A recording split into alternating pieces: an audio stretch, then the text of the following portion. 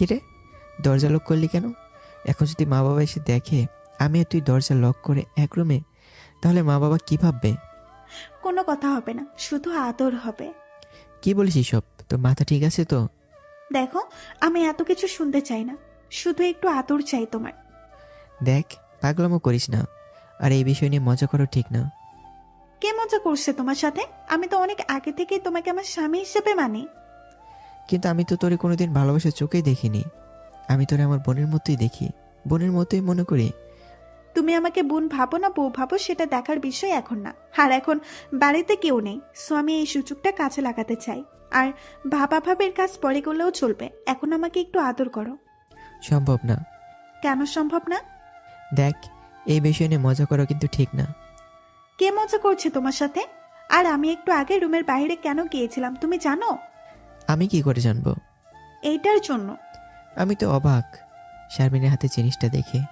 আমি কল্পনা করতে পারিনি এই জিনিসগুলো নিয়ে আসবেও। শারমিনের হাতে সেফটির প্যাকেট আর পিল ছিল। তোমার মাথা ঠিক আছে? দেখো, এইসব বিষয়ে মজা করা কিন্তু ঠিক না।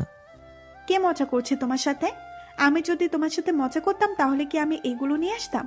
তুমি চাইলে এটা ছাড়াও আমাকে আদর করতে পারো, আমি পিল খেয়ে নেব, তাহলে সন্তান হওয়ার কোনো সম্ভাবনা থাকবে না। তোরে আমি ভালোভাবে বলছি, তুই এখনই আমার রুম থেকে বের হ, নয়তো খারাপ কিছু একটা হবে। কি হবে? আর আমি চাই খারাপ কিছু একটা হোক। এই কথাটা বলেই শারমিন আমার উপর ঝাঁপিয়ে পড়ল। আমি শারমিনকে সরানোর জন্য একটা ধাক্কা দিলাম। আর এদিকে শারমিন খাটের সাইডে গিয়ে একটা বাড়ি খেলো আর জোরে একটা চিৎকার দিল। আমি প্রথমে ভেবেছিলাম হয়তো একটু মাথায় ব্যথা পেয়েছে, তাই হয়তো চিৎকার দিয়েছে। কিন্তু আমি ভালোভাবে লক্ষ্য করে দেখলাম শারমিনের মাথা ফেটে রক্ত বের হয়েছে, আর শারমিন হাত দিয়ে শক্ত করে ধরে আছে। আমি এখন কি করব কিছুই বুঝতে পারছি না। কি থেকে কি হয়ে গেল? এখন মা বাবা যদি জানতে চায় মাথা ফেটেছে কিভাবে, তাহলে কি বলবো? আর এখন শারমিনকে নিয়েই কি করব? কিছুই মাথায় ঢুকছে না। হঠাৎ মনে হলো যা হবার হবে, এখন শারমিনকে নিয়ে কোনো একটা ডক্টরের কাছে যাই। এমন সময়ে মা শারমিনকে ডাকছে, তার মানে মা বাবা বাড়িতে চলে এসেছে। এখন কি হবে? যদি মা বাবা দেখে শারমিনের মাথা ফেটেছে, তাহলে একমাত্র আল্লাহ জানে আমার অবস্থা কি করবে বাবা। এমন সময় শারমিন চিৎকার করে বলছে, দয়া করে তুই আমার এমন সর্বনাশ করিস না ভাই, দয়া করো ভাই, আমি না তোমার ছোট বোন, তাহলে আমার সাথে এমন করো কেন ভাইয়া? এদিকে বাবা মা শারমিনের চিৎকার শুনে দরজায় নক করতে লাগলো। এদিকে আমি শারমিনের পায়ে পড়ে বলতে লাগলাম, বোন, আমায় দয়া করে মিথ্যা অপবাদ দিস না, তাহলে বাবা আমাকে মেরে ফেলবে। এই সমাজের মানুষ আমাকে অনেক খারাপ ভাববে। আমি তোর পায়ে ধরে বলছি, প্লিজ তুই আমার এমন ক্ষতি করিস না। আচ্ছা যাও, কিছুই বলবো না, তুমি গিয়ে দরজাটা খুলে দিয়ে এসো। আমি শারমিনের কথাটা বোকার মতো বিশ্বাস করে দরজাটা খুলে দিলাম। দরজাটা খুলে দিতেই মা বাবা দুজনেই রুমে প্রবেশ করে দেখতে পেল শারমিনের মাথা ফাটা এবং মাথা থেকে রক্ত বের হচ্ছে। বাবা জানতে চাইল কি হয়েছে। তখন শারমিন বলল, ভাই আমাকে নষ্ট করতে চাইছিল। এই তুই এসব কি বলছিস? দেখ, আমি তোর ভাই হয়ে আমি কেন তোকে নষ্ট করতে যাব? প্লিজ সত্যি কথা বল। এদিকে বাবা মা শারমিনের কথাগুলো শুনে রাগে ফায়ার। আর শারমিন সেফটির প্যাকেট ও পিলগুলো মা বাবাকে দেখিয়ে বলল, ভাইয়া যদি আমাকে নষ্ট না করতে চায় তাহলে এগুলো আনার কারণ কি? এগুলো তো তুই নিয়ে এসেছিস, বোন দয়া করে সত্যি কথা বল। তারপর শারমিন মাকে বলল, আমি রুমে বসে টিভি দেখছিলাম, এমন সময় ভাই আমাকে ডাকলো। আমি রুমে আসার পর ভাই আমাকে বসতে বললো, আমি খাটে বসে পড়লাম, আর ভাইয়া ঠিক তখনই দরজা নক করলো। আমি ভাইয়ের কাছে জানতে চাইলাম, দরজা নক করলা কেন? তখন ভাইয়া বলল, এখন তোরে আমি আদর করব, আর কেউ যেন ডিস্টার্ব না করে সেজন্য দরজা নক করলাম। এরপর বাবা আমাকে অনেক মারলো। কেউ আমার কোনো কথাই বিশ্বাস করলো না। তারপর কি হয়েছে সব কিছু তো আগেই বলেছি। সেদিন নিজের বাবা মা আমাকে বিশ্বাস করেনি। শারমিনের বানানো মিথ্যা গল্প শুনে আমাকে বাড়ি থেকে বের করে দিয়েছিল। বাড়ি থেকে বেরিয়ে আসার সময় শুধু একটা কথাই বলে এসেছিলাম, সত্য কখনো চাপা থাকে না। একদিন একদিন সত্যিটা তোমরা সবাই জানবে, কিন্তু সেদিন আমাকে তোমরা হাজার খুঁজেও পাবে না। আমার কথা শুনে সেদিন বাবা বলেছিল, তুই যদি আমার সামনে এখন মারা যাস, আমি কিন্তু তোর কবরে এক ফোঁটা মাটিও দিব না। সেদিন বাবার কথা শোনার পর 1 মিনিট আর থাকতে পারিনি। এদিকে পকেটে আছে মাত্র 20 টাকা। আগামীকাল দুপুরে খাবো বলে রাতে খাবার না খেয়েও রাস্তা একপাশে শুয়ে পড়েছি, কিন্তু কোনোভাবেই ঘুম আসছে না। পেটে ক্ষুধা থাকলে কি আর ঘুম আসে? তারপরও মরার মতো পড়ে আছে। এমন সময় কয়েকজন ছেলে এলো। তাদেরকে দেখে মনে হলো তারা নেশা করেছে। তাদের মাঝ থেকে একজন আমাকে উদ্দেশ্য করে বলল, তোর কাছে কি আছে, বের কর। আমার কাছে কিছুই নেই, শুধু 20 টাকা আছে, তাও আগামীকাল দুপুরে ভাত খাবো। তারপর তাও আর আমার কথা বিশ্বাস করলো না। তাদের মাঝ থেকে একজন এসে আমাকে চেক করলো। অবশ্যই এসে 20 টাকা ছাড়া আর কিছুই পেল না। দাদা গো, এই 20 টাকা নিয়েন না, নয়তো আগামীকাল না খেয়ে থাকতে হবে আমাকে। একটু দয়া করেন দাদা। কথাগুলো একটু কেঁদেই বলেছিলাম। আমার কান্না দেখে তাদের মনটা একটু নরম হলো। আমাকে টাকাটা ফেরত দিল এবং জানতে চাইলো বাড়ি কই? আমার বাড়ি শিমুলতলি। তা এই শহরে কি মনে করে? বাবা আমাকে ভুল বুঝে বাড়ি থেকে বের করে দিয়েছে। ও আচ্ছা জি দাদা। আচ্ছা, তুমি থাকো, আমরা চলে যাচ্ছি। হয়তো আপনারা অনেক অবাক হচ্ছেন, তারা আমার কাছে ভুল বোঝার কারণটা জানতে চাইলো না। এতে অবাক হওয়ার কিছুই নেই। আমি তো আপনাদের আগেই বলেছি তারা নেশা করেছে। এখন তারা কথা বলার অবস্থাতেই নেই। হঠাৎ তারা সবাই দাঁড়ালো। আমি তো ভয় পেয়ে গেলাম। এখন কি তারা আবার আমার কাছে এসে টাকাটা নিয়ে যাবে নাকি? হঠাৎ একজন বলল, কার কাছে কত টাকা আছে বের করো। আমি শুধু তাদের কাজগুলো দেখছি। সবাই টাকা বের করে একজনের হাতে দিল। সে দেখতে পেল 1345 টাকা আছে। সে সব টাকাগুলো আমার হাতে দিয়ে বলল, আমাদের কাছে এর চাইতে বেশি নাই। আমরা আশা করি এই টাকা দিয়ে তোমার কিছু একটা উপকার হবে। ভাই আমার টাকাগুলো লাগবে না। রেখে দাও তুমি টাকাগুলো।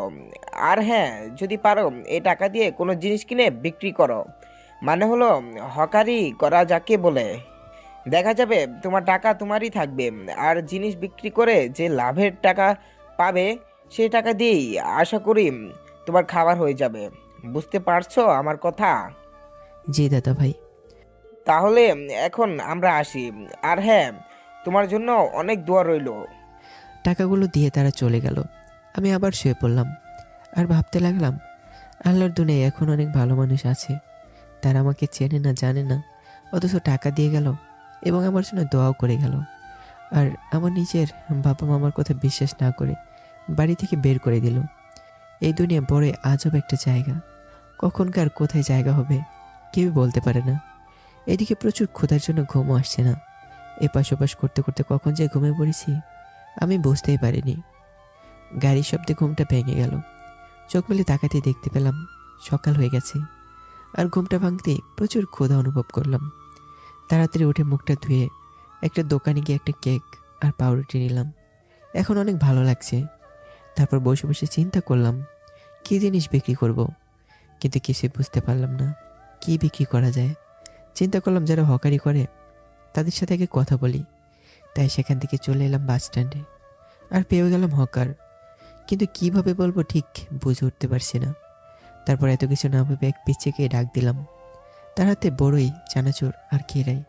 তারপর তাকে ডাক দিয়ে জিজ্ঞেস করলাম, আচ্ছা তোমরা এগুলা কই থেকে কিনে আনো? আমরা তো এইগুলো কিনে আনি না, তাহলে? আমাদের মালিক আছে, আমরা শুধু বিক্রি করে সেখান থেকে এনে। ও আচ্ছা, আমাকে তোমাদের মালিকের কাছে নিয়ে যাবে? কেন? আর আপনি সেখানে গিয়ে কি করবেন? আমি তোমাদের মতো বিক্রি করতে চাই। ও, তাহলে আসেন আমার সাথে। ওকে বলে আমি পিচ্ছিটার পিছন পিছন যাচ্ছি। আমরা হাইওয়ে ছেড়ে একটা সিঙ্গেল রোড দিয়ে যাচ্ছি। হঠাৎ আমি সামনে দেখতে পেলাম একটা মহিলা রাস্তা পার হচ্ছে, কিন্তু সামনে থেকে একটা মাইক্রো একটু বেশি ফাস্ট আসছে। আমার কেন যেন মনে হলো মহিলাটি এখন অনেক বিপদ হবে। আর আমি একটু জোরে দৌড় দিয়ে মহিলাটাকে ধাক্কা দিয়ে সরিয়ে দিলাম। কিন্তু আমি সরে আসার আগে মাইক্রোবাসের সাথে একটা বাড়ি খেয়ে রাস্তায় পড়লাম। আমার মনে হলো আমি আর বাঁচব না। শুধু অনুভব করলাম মাথায় প্রচুর জোরে আঘাত পেয়েছি। তারপর যখন আমার জ্ঞান ফিরে আসলো তখন নিজেকে হসপিটালে আবিষ্কার করলাম। একটা মেয়ে কণ্ঠ ভেসে এলো, ডাক্তার সাহেব, ও ডাক্তার সাহেব, দেখে যান, রোগীর জ্ঞান ফিরে এসেছে। মেয়েটার চিৎকার শুনেই ডক্টর আমার কেবিনে আসলো আর আমাকে ভালো করে দেখতে লাগলো। কিছুক্ষণ আমাকে দেখে ডক্টর সাহেব জানিয়ে দিল, আরে ভয় পাওয়ার কিছু নাই, এখন আল্লাহর রহমতে নিয়মিত ওষুধ খেলে সুস্থ হয়ে উঠবে। এদিকে আমি কিন্তু এখনো নিজের শরীর নড়াতে পারছি না। শুধু আমার নিঃশ্বাসটা ফিরে এসেছে, কিন্তু শরীরে এখনো কোনো শক্তি আসেনি। তবে একটু একটু কথা বলতে পারি। তাই আমি জানতে চাইলাম আমাকে হসপিটালে নিয়ে এসেছে কে? মেয়েটা আমাকে জানালো, আপনি যে মহিলাকে বাঁচাতে গিয়ে নিজের এই অবস্থা করেছেন, তিনিই আপনাকে এখানে নিয়ে এসেছিল। আর সেই মহিলা হলো আমার মা। ও, তা আন্টিকে দেখতে পাচ্ছি না। আন্টিকে ব্যথা পেয়েছে? না, তবে একটু পেয়েছিল। আপনি যখন মাকে ধাক্কা দিয়েছিলেন, তখন মা ধাক্কা খেয়ে পড়ে গিয়ে যে হাতে একটু ব্যথা পেয়েছিল। তবে এখন সম্পূর্ণ ভালো হয়ে গেছে। কি বলছেন আপনি? এত তাড়াতাড়ি ভালো হলো কিভাবে? তাড়াতাড়ি কই, ব্যথা পেয়েছিল প্রায় 4 মাস আগে। আর ব্যথা ভালো হতে কি 4 মাস লাগে নাকি? 4 মাস মানে? আপনি কি বলছেন এসব? জি, আমি ঠিক কথাই বলছি। 4 মাস আগে ঘটেছিল এই দুর্ঘটনা। তার মানে আমি 4 মাস ধরে হসপিটালে পড়ে আছি? কেন বিশ্বাস হচ্ছে না? একটু দাঁড়ান, আমি আসতেছি। আমার মাথায় কিছুই ঢুকছে না। 4 মাস ধরে আমি এখানে পড়ে আছি। এদিকে মেয়েটা একটা আয়না এনে আমার সামনে ধরে আর আমাকে আয়নার দিকে তাকাতে বলল। আমি আয়নার দিকে তাকাতেই নিজেকে চিনতেই পারলাম না। এ কে? আমার চুলদারি বড় হয়ে গেছে। পাশ থেকে ডক্টর সাহেব বলে উঠল, আপনার কপাল অনেক ভালো। ভাগ্য করে এমন একটা মানুষকে বাঁচিয়েছেন যার মেয়ে 4 মাস ধরে আপনার কাছে পড়ে আছে। আর সব সময় আপনার চিন্তায় থাকে কখন আপনার জ্ঞান ফিরে আসবে। আর সবচেয়ে বড় কথা কি জানেন? এই মেয়েটা আপনার এত কেয়ার করেছে যা আমি এখন বলেও শেষ করতে পারবো না। ডক্টরের কথা শুনে আমার চোখ থেকে জল পড়তে লাগলো। তবে এই জল দুঃখের নয়, এই জল আনন্দের জল। যেখানে নিজের মা বাবা আমাকে বাড়ি থেকে বের করে দিয়েছে, সেখানে অপরিচিত একটা মানুষের জন্য এই মেয়েটা 4 মাস ধরে পড়ে আছে আমার পাশে। হ্যাঁ, আমি মানলাম আমারই জন্য সেদিন তার মা বেঁচে গিয়েছিল। তার মানে এই না এখানে আমার পাশে পড়ে থাকবে। অন্য কেউ হলে হয়তো হসপিটালে ভর্তি করে চিকিৎসার খরচ দিয়েই চলে যেত, কিন্তু এরা তো কি বলবো, সত্যি আর নিজেকে খুব ভাগ্যবান বলে মনে হচ্ছে। এগুলো ভাবতে ভাবতেই কারো ডাকে বাস্তবে ফিরে এলাম। চোখ মেলে তাকিয়ে দেখতে পেলাম সেদিনের সে আন্টি। আর আন্টি আমাকে জিজ্ঞেস করলো, এখন কেমন আছো বাবা? এই তো আন্টি, আমি এখন ভালো আছি। আপনি কেমন আছেন আন্টি? আমি ভালো আছি বাবা। তারপর আরও অনেক কথা হলো। এভাবে হসপিটালে আরও কয়েকটা দিন কেটে গেল। তারপর ডক্টর আমাকে হসপিটাল থেকে ছুটি দিল এবং আন্টিকে বলে দিল, আরও কয়েকটা দিন রেস্ট ও নিয়মিত ওষুধ খেলে তাড়াতাড়ি সুস্থ হয়ে যাবে। আন্টি আর আখি আমাকে নিয়ে তাদের বাসায় চলে এলো। ও, আপনাদের তো বলাই হয়নি এই আখিটাকে। আখি হলো আন্টির মেয়ের নাম। বাড়িতে যাওয়ার পরে আখির সেবায় আমি কয়েকদিনের মধ্যেই সুস্থ হয়ে গেলাম। এভাবেই কিছুদিন চলতে লাগলো। হঠাৎ করে একদিন আন্টি আমাকে ডাকলো আর বলল, বাড়িতে তোমাকে নিয়ে তো অনেক চিন্তা করছো মনে হয়। তুমি এক কাজ করো, বাড়িতে ফোন করে জানিয়ে দাও তুমি ভালো আছো, আর বলে দাও কয়েকদিন পর তুমি বাড়ি আসতেছো। সরি আন্টি, আমাকে নিয়ে বাড়িতে চিন্তা করার মতো কেউই নেই। কেন, তোমার আপন বলতে কেউ নেই পৃথিবীতে? আছে। তাহলে চিন্তা করবে না কেন? প্রায় 5 মাস ধরে তোমার কোনো খোঁজ নেই। তোমার মা বাবা মনে হয় পাগলের মতো করছে তোমার খোঁজ না পেয়ে। আন্টি, আপনি যেমনটা ভাবছেন কিন্তু তেমন কিছুই না। বরং মা বাবা যদি শুনতে পায় আমি মারা গেছি, তাহলে মা বাবা সবচেয়ে বেশি খুশি হবে। কি বাজে বকছো এসব? কোনো মা বাবা সন্তানের কষ্ট সহ্য করতে পারে না। বাজে বকছি না আন্টি, আমি সত্যিটাই বলছি। আর সবচেয়ে সত্যি কথা হলো মা বাবা আমাকে বাড়ি থেকে বের করে দিয়েছে। কি বলছো এসব? আর কেন বাড়ি থেকে বের করে দিয়েছে? কারণ আমি একজন ধর্ষণকারী। আমার কথাটা শুনে আন্টি একটু মুচকে হাসি দিয়ে বলল, কি? তুমি ধর্ষণকারী? আর এটা আমাকে বিশ্বাস করতে হবে? কেন বিশ্বাস করবেন না? তোমার মন মানসিকতা বলে দেয় তুমি কোনোদিন ধর্ষণকারী হতে পারো না। আর একজন ধর্ষণকারী কখনো নিজের জীবন বিপন্ন করে অন্যের জীবন বাঁচায় না। আন্টি, আপনার সাথে আমার মাত্র কয়েকটা দিনের পরিচয়, অথচ আপনি বিশ্বাস করেন আমি ধর্ষণকারী হতে পারি না। কিন্তু আমার নিজের আপন মানুষগুলোই বিশ্বাস করে আমি ধর্ষণকারী। নিজের গর্ভধারিণী মাকে সেদিন বিশ্বাস করাতে পারিনি। আমি কোনো নোংরা কাজ করিনি। কিন্তু জানেন আন্টি, সেদিন আমার মাও মুখ ফিরে নিয়েছিল। আমাকে কি একটু খুলে বলবা বাবা সেদিন কি হয়েছিল? হ্যাঁ, অবশ্যই আন্টি। তারপর আন্টিকে সব কিছু খুলে বললাম। আমার সব কথা শুনে দেখলাম আন্টির দু চোখে অশ্রু। আচ্ছা আন্টি, কিছু মনে না করলে একটা কথা বলি? বলো বাবা, কিন্তু তার আগে আমার একটা কথা শোনো। আচ্ছা আন্টি, বলেন। তার আগে কথা দিতে হবে আমাকে, আমি যা বলবো তা মেনে নিবা। কিন্তু আন্টি। ভয় পেও না, তোমাকে এমন কিছু বলবো না যা তুমি মানতে পারবে না। আচ্ছা বলেন আন্টি। তুমি আমাদেরকে ছেড়ে কোথাও যেতে পারবে না, আর এখন থেকে আমাদের সবকিছু তুমি দেখাশোনা করবে। দয়া করে না করো না বাবা। কিন্তু আন্টি, আমি কেন? এসব দেখাশোনা করার জন্য আঙ্কেল তো আছেনই। তোমার আঙ্কেল বেঁচে নেই, কয়েক বছর আগে তোমার আঙ্কেল একটা দুর্ঘটনায় মারা গেছেন। কিন্তু আন্টি, কোনো কিন্তু বলবা না। আর হ্যাঁ, আরেকটা কথা, আজ থেকে তুমি আমাকে আন্টি বলবা না, মা বলে ডাকবা। কি বলছেন?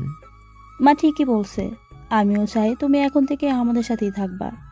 কিন্তু এই ছেলে, তোমার প্রবলেম কি? সেই তখন থেকে শুধু খালি কিন্তু কিন্তু করতেছো। আচ্ছা ঠিক আছে আন্টি। আবারও আন্টি? সরি মা। এখন ঠিক আছে। এই আখি শোন, বলো মা। তুই একটু, ও ভালো কথা, আচ্ছা বাবা তোমার নামটাই তো জানা হয়নি এখনো। আমার নাম আবির। আখি শোন, তুই আবিরকে নিয়ে একটু শপিংয়ে যা। ওকে মা। শোনো আবির, তুমি আখির সাথে মার্কেটে গিয়ে তোমার যা পছন্দ হয় কিনে নিয়ে আসবা, কোনো কিন্তু শুনতে চাই না। আচ্ছা ঠিক আছে মা। তারপর আমি আর আখি মার্কেটে চলে এলাম গাড়ি নিয়ে। গাড়িটা অবশ্য আখিদেরই, তাই আখি নিজে ড্রাইভ করছে। মার্কেটে এসে অনেক কিছু শপিং করলাম, সবই আখি পছন্দ করে দিয়েছে। শপিং শেষে আখি আমাকে নিয়ে একটা রেস্টুরেন্টে চলে গেল। সেখানে আখির পছন্দের খাবার অর্ডার করলো। খাবার শেষ করে আখি আমাকে নিয়ে একটা পার্কে এলো। কিছুক্ষণ ঘোরাঘুরি করার পর সেখান থেকে আমরা বাসায় ফিরে যাই। এভাবেই দিন যেতে লাগলো। আখি আমাকে সবসময় দেখাশোনা করে, খেয়াল রাখে আমার কখন কি দরকার হবে। আর আন্টি, তার কথা নাই বললাম, আন্টিকে পেয়ে আমি মাকেই ভুলে গেছি। আসলে এমনও সময় আছে যে পর মানুষগুলো আপনের থেকেও বেশি আপন হয়ে যায়। ঠিক সেরকমেরই হয়ে উঠেছে আখি আর আন্টি আমার কাছে। আখির সাথে বন্ধুর মতোই সম্পর্ক আমার। আর মেয়েটা অনেক ভালো, যে কেউ দেখলেই তার প্রেমে পড়ে যাবে। আমিও তার ব্যতিক্রম কিছু নয়। আসলে আখিকে আমি একটু একটু করে ভালোবেসেছি, তবে এই ভালোবাসাটা নিজের মনের ভিতরে সীমাবদ্ধ। হঠাৎ একদিন আখি আমাকে বলল তার সাথে কোথাও বেরোতে, তাই আমি তার সাথে বেরিয়ে পড়লাম। তারপর সে আমাকে নিয়ে গেল একটা পার্কে বসে আমি আর আখি বাদাম খাচ্ছি, আর আমাদের আশেপাশে বসা কাপড়গুলোকে দেখছি, আর কিছু কাপড়দের কথাও শুনছি। হঠাৎ আখি আমাকে বলল, বলো তো তোমাকে এখানে কেন নিয়ে এসেছি? তুমি না বললে আমি কি করে জানবো? তোমাকে একটা কথা বলার জন্য নিয়ে এসেছি। কিন্তু এই কথাটা সাধারণ ছেলেরা মেয়েদের বলে থাকে, কিন্তু আমি জানি তুমি কোনোদিন আমাকে বলবা না, কারণ সেই সাহস তোমার কোনোদিন হবে না। তাই আমি নিজেই বলে দিয়েছি। কি এমন কথা যা বলার জন্য সাহসের প্রয়োজন? বলছি, তার আগে আমাকে একটা কথা বলো, আমাকে তোমার কেমন লাগে? ভালোই লাগে। শুধু ভালো, আর কিছু না? সত্যি বলতে তোমাকে আমার অনেক ভালো লাগে। তোমার মতো সুন্দর মনের মেয়ে আমি আগে কখনো দেখিনি। আমাকে তোমার বুকে একটু জায়গা দেবে? আমি তোমার বুকে মাথা রেখে আমার বাকিটা জীবন কাটিয়ে দিতে চাই। আমি তোমাকে ভালোবেসে ফেলেছি। কি বলছো এসব আখি? তোমার মাথা ঠিক আছে? দেখো, তুমি তো আমার সব কিছুই জানো। আর সবচেয়ে বড় কথা হলো তোমার মা আমাকে বিশ্বাস করে, তোমাদের বাড়িতে জায়গা দিয়েছে। যেখানে আমি নিজের বাড়িতে জায়গা পাইনি, সেখানে তোমার মা না, এই কিছুতে আমি তোমার মায়ের বিশ্বাসের অমর্যাদা করতে পারবো না। তুমি একটু বোঝার চেষ্টা করো। আমি কিচ্ছু বুঝতে চাই না, আমি শুধু জানতে চাই তুমি আমাকে ভালোবাসো কিনা। দেখো, পাগলামি করো না। চলো, অনেক সময় হয়েছে, এখন বাড়ি চলো। তার আগে বলো তুমি আমাকে ভালোবাসো, নয়তো আমি বাড়ি যাব না। প্লিজ বাড়ি চলো, পাগলামি করো না। বললাম তো, তুমি যতক্ষণ আমার কথার উত্তর না দেবে ততক্ষণ আমি বাড়ি যাচ্ছি না। তাহলে তুমি বসে থাকো, আমি চলে যাচ্ছি। সেটা তোমার ইচ্ছা, কিন্তু একটা কথা শুনে যাও, তুমি যতক্ষণ না আমাকে ভালোবাসি কথাটা বলছো ততক্ষণ আমি বাড়ি যাব না, এখানেই বসে থাকবো। ওকে থাকো, আমি যাচ্ছি। কথাটা বলেই সেখান থেকে চলে এলাম। সত্যি বলতে কি, আপনারা জানেন না, আমি আখিকে কয়দিনে অনেক ভালোবেসে ফেলেছি, কিন্তু আমি কোনোদিনও তাকে বলতে পারবো না, আখি আমি তোমাকে ভালোবাসি। কারণ আমার তো এখন আপন বলতে কেউই নেই। আর আন্টি আমাকে অনেক বিশ্বাস করে, তাদের বাসায় আমাকে জায়গা দিয়েছে। এখন যদি আমি আন্টিকে বলি আন্টি আমি আখিকে ভালোবাসি, তখন আন্টির বিশ্বাসটা কোথায় গিয়ে ঠেকবে? যে মানুষটা আমাকে আশ্রয় দিয়েছে, আমি সেই মানুষটার মনে কষ্ট দিতে পারবো না। আমি আজকে আন্টিকে কিছু একটা বলে এই বাড়ি ছেড়ে চলে যাব, নয়তো আমি আখিকে কোনোদিনও বলতে পারবো না। এসব ভাবতে ভাবতে বাড়ি চলে এলাম। বাড়িতে এসে কলিং বেলে চাপ দিতেই আন্টি দরজা খুলে দিল এবং আমার কাছে জিজ্ঞেস করলো, আখি কোথায়? কি বলবো আমি এখন কিছুই বুঝতে পারছি না। কি হলো বাবা, কথা বলছো না কেন? না মানে আখি। তোমাকে কিছু বলতে হবে না, আমি সব জানি। কি জানেন মা? তার আগে আমাকে একটা কথার উত্তর দাও। হ্যাঁ বলেন মা, কি জানতে চান? তুমি কি করেছো আমার মেয়েটাকে? আমি কি করেছি আবার? কি বলছেন এসব মা? তুমি কি কিছুই বুঝতে পারছো না আমি কি বলতে চাইছি? মা, আমি সত্যি বলছি, আমি কিছুই করিনি। আমাকে বিশ্বাস করো মা। দেখো, তোমাকে খুব বিশ্বাস করেছিলাম, ভেবেছিলাম তুমি অন্য 8-10টা ছেলের মতো না, কিন্তু মাগো তুমি বিশ্বাস করো, আমি আঁকিকে কিছুই বলিনি। আর মিথ্যে বলতে হবে না। আর কাকে বিশ্বাস করতে বলছো? তোমাকে বিশ্বাস করতে বলছো? তোমার কথা শুনে তো আমার হাসি পাচ্ছে। মা তুমি আমাকে ভুল বুঝছো। যা বোঝার বুঝতে পারছি, তুমি এখনই আমার বাড়ি থেকে বেরিয়ে যাও, আর ভুল করেও তোমার মুখটা যেন না দেখি। আচ্ছা ঠিক আছে মা, আমি চলে যাচ্ছি। তবে একটা কথা মনে রাখবেন মা, আমি কোনো ভুল করিনি। তারপরে যদি আমার অজান্তে আপনার কাছে আমার কোনো ব্যবহারে কষ্ট পেয়ে থাকেন, তাহলে আমাকে ক্ষমা করে দিবেন। আর হ্যাঁ, আমি আপনাদের কাছে সারা জীবন কৃতজ্ঞ থাকব। আপনারা আমার জন্য অনেক করেছেন, যা আমার মা বাবাও করেনি। কথাগুলো বলেই বাসা থেকে বেরিয়ে আসছিলাম, তখন পিছন থেকে আন্টি আমাকে ডাক দিল। যাবার আগে আমার একটা কথা শুনে যাও। হ্যাঁ আন্টি বলেন। কি হলো, তুমি আমাকে আন্টি কেন বলতেছো? তাহলে কি করব? মা বলার অধিকারটা যে আমি হারিয়ে ফেলেছি। কে বলেছে মা বলার অধিকার হারিয়ে ফেলেছো? সব কথা বলতে হয় না, কিছু কথা বুঝেও নিতে হয়। ভালোই তো বোঝো তাহলে, কিন্তু তুমি আসল জিনিসটাই বোঝো না। আর সেটা হলো আমার মেয়েকে তুমি কোনোদিন বোঝার চেষ্টাও করোনি। যদি আখিকে একটু বোঝার চেষ্টা করতে, তাহলে আজকে আখিকে এভাবে একা রেখে চলে আসতে পারতে না। আসলে মা, আমি আকিকে রেখে আসতে চাইনি। অনেকবার বলেছি বাড়ি আসতে, কিন্তু সে রাজি না। বলে আমি যদি তাকে... তুমি তাকে কি বলো বাবা? থামলে কেন? বলা যাবে না। আচ্ছা বলতে হবে না, আমি সব জানি। কি জানেন আপনি মা? তার আগে বলো তুমি আখিকে পছন্দ করো কিনা। কি বলছেন এসব মা? আকি অনেক ভালো একটা মেয়ে, তাকে পছন্দ করবে না এমন মানুষ আছে পৃথিবীতে? আছে বাবা, আছে। কে যে আকির মতো মেয়েকে পছন্দ করে না? সত্যি বলতে কি মা, তার চোখের সমস্যা আছে নিশ্চয়ই। সেই মানুষটা আর কেউ না, সেই মানুষটা তুমি নিজেই, যাকে একটু আগে পছন্দ করো না কথাটা বলে পার্কে একা রেখে চলে এসেছো। তুমি কি ভেবেছিলে তুমি আখিকে ভালোবাসলে আমি তোমাকে বাড়ি থেকে বের করে দিব, তাই না? আমার প্রতি তোমার এই বিশ্বাস? কি বলছেন মা এসব? আর আমি যে আকিকে একা রেখে চলে এসেছি, এসব কথা আপনি জানেন কিভাবে? আখি সব বলেছে আমাকে ফোন দিয়ে, আর এটাও বলেছে তোমাকে যেন বাড়ি থেকে বের করে দিই। তাই তো তোমাকে বাড়ি থেকে বের করে দিয়েছি। এখন যদি এ বাড়িতে তোমার থাকতে ইচ্ছা হয়, তাহলে আখির কাছ থেকে পারমিশন নিয়ে থাকতে হবে। এছাড়া আমি কিছুই করতে পারছি না বাবা। আমি মায়ের কথা শুনে তাড়াতাড়ি পার্কে চলে এলাম। আর অন্য বুদ্ধি করলাম, এমনভাবে আকিকে বলবো যেন আকি আমার কথা শুনে অভিমান না করে, বরং কেঁদে দিবে। আমি পার্কে গিয়ে যা দেখলাম, তার জন্য আমি মোটে প্রস্তুত ছিলাম না। একটু দূর থেকে দেখতে পেলাম আকি অন্য একটা ছেলের হাত ধরে হাঁটছে। এই দৃশ্য দেখার পর আমার মাথায় রক্ত উঠে গেল। আমি সোজা গিয়ে ছেলেটার কলার ধরে একটা ঠাস করে বসিয়ে দিলাম। দ্বিতীয়টা দিতে যাব, ঠিক তখনই আকি আমার হাতটা ধরে ফেললো। ওই হাতটা ছাড়। আরো সাহস কিভাবে হলো তোমার হাত ধরার? আমার হাত কে ধরবে কে ধরবে না সেটা আমার ব্যাপার। তোমাকে এই বিষয় নিয়ে নাক না ঘামালেও চলবে। আর তোমার সাহস হলো কিভাবে ওকে মারার? আমি এত কিছু জানি না, শুধু জানি তোমার হাতটা ধরতে কেউই পারবে না, কোনো দিনও না। কথাটা বলে আরেকটা বসিয়ে দিলাম ঠাস করে। আবির ভালো হচ্ছে না কিন্তু। আর ওকে মারার অধিকার তোমাকে কে দিল? আমি তো আগেই বলেছি আমি কিছুই বলতে বাধ্য না। আবারও দিলাম আরেকটা ঠাস করে। ভাইয়া আমাকে আর মারবেন না, দয়া করে আমার একটা কথা শুনুন। তারপর যদি আমাকে মারতে ইচ্ছা হয় তাহলে পরে মারবেন, কিন্তু আগে আমার কথাটা শুনুন। আমি তো বলেছি আমি কারো কোনো কথা শুনবো না। তুই শুধু বল, তুই আমার বইয়ের হাত ধরে সাহস পেলি কোথায়? ওই কে, তোমার বউ? কেন তুমি? এখানে তো তোমাকে ছাড়া আর কেউ নেই। এই তুমি আমাকে কবে বিয়ে করলা? সেই কথা পরে বলবো, আগে ছেলেকে ভালো করে শিক্ষা দিয়ে নিই। এই শোনো, বলছি না এখন কোনো কথা শোনাশুনি নেই, আগে এই ছেলেকে তোমার হাত ধরার শিক্ষাটা দিয়ে নিই ভালো করে। এই ছেলের কোনো দোষ নেই। আর এই ছেলেটা আমার বন্ধু, আমার কথা মতো সে শুধু অভিনয় করেছে মাত্র। কি? কিন্তু কেন? কি করব বলো? তুমি তো আমাকে ভালোবাসো না, তাই তোমাকে বোঝানোর জন্য যে তোমার সামনে যদি আমি অন্য কারো হাত ধরে ঘুরে বেড়াই, তাহলে হয়তো তুমি কিছুটা বুঝবা প্রিয় মানুষ হারানোর কষ্ট। এই দেখো, আমি এমনিতে অনেক কিছু হারিয়েছি, শেষ পর্যন্ত তোমাকে হারাতে চাই না। আমি হারালে তোমার তাতে কি? তুমি তো আর আমাকে ভালোবাসো না। কে বলেছে তোমাকে আমি ভালোবাসি না? তোমাকে আমি নিজের থেকেও বেশি ভালোবাসি। কিন্তু তার আগে আমাকে একটা কথা বলো তো। কি কথা? আমি যে এখানে আসবো সেই খবর তোমাকে কে দিল? কেন? মা বলেছে তুমি আমার কাছে আসতেছো।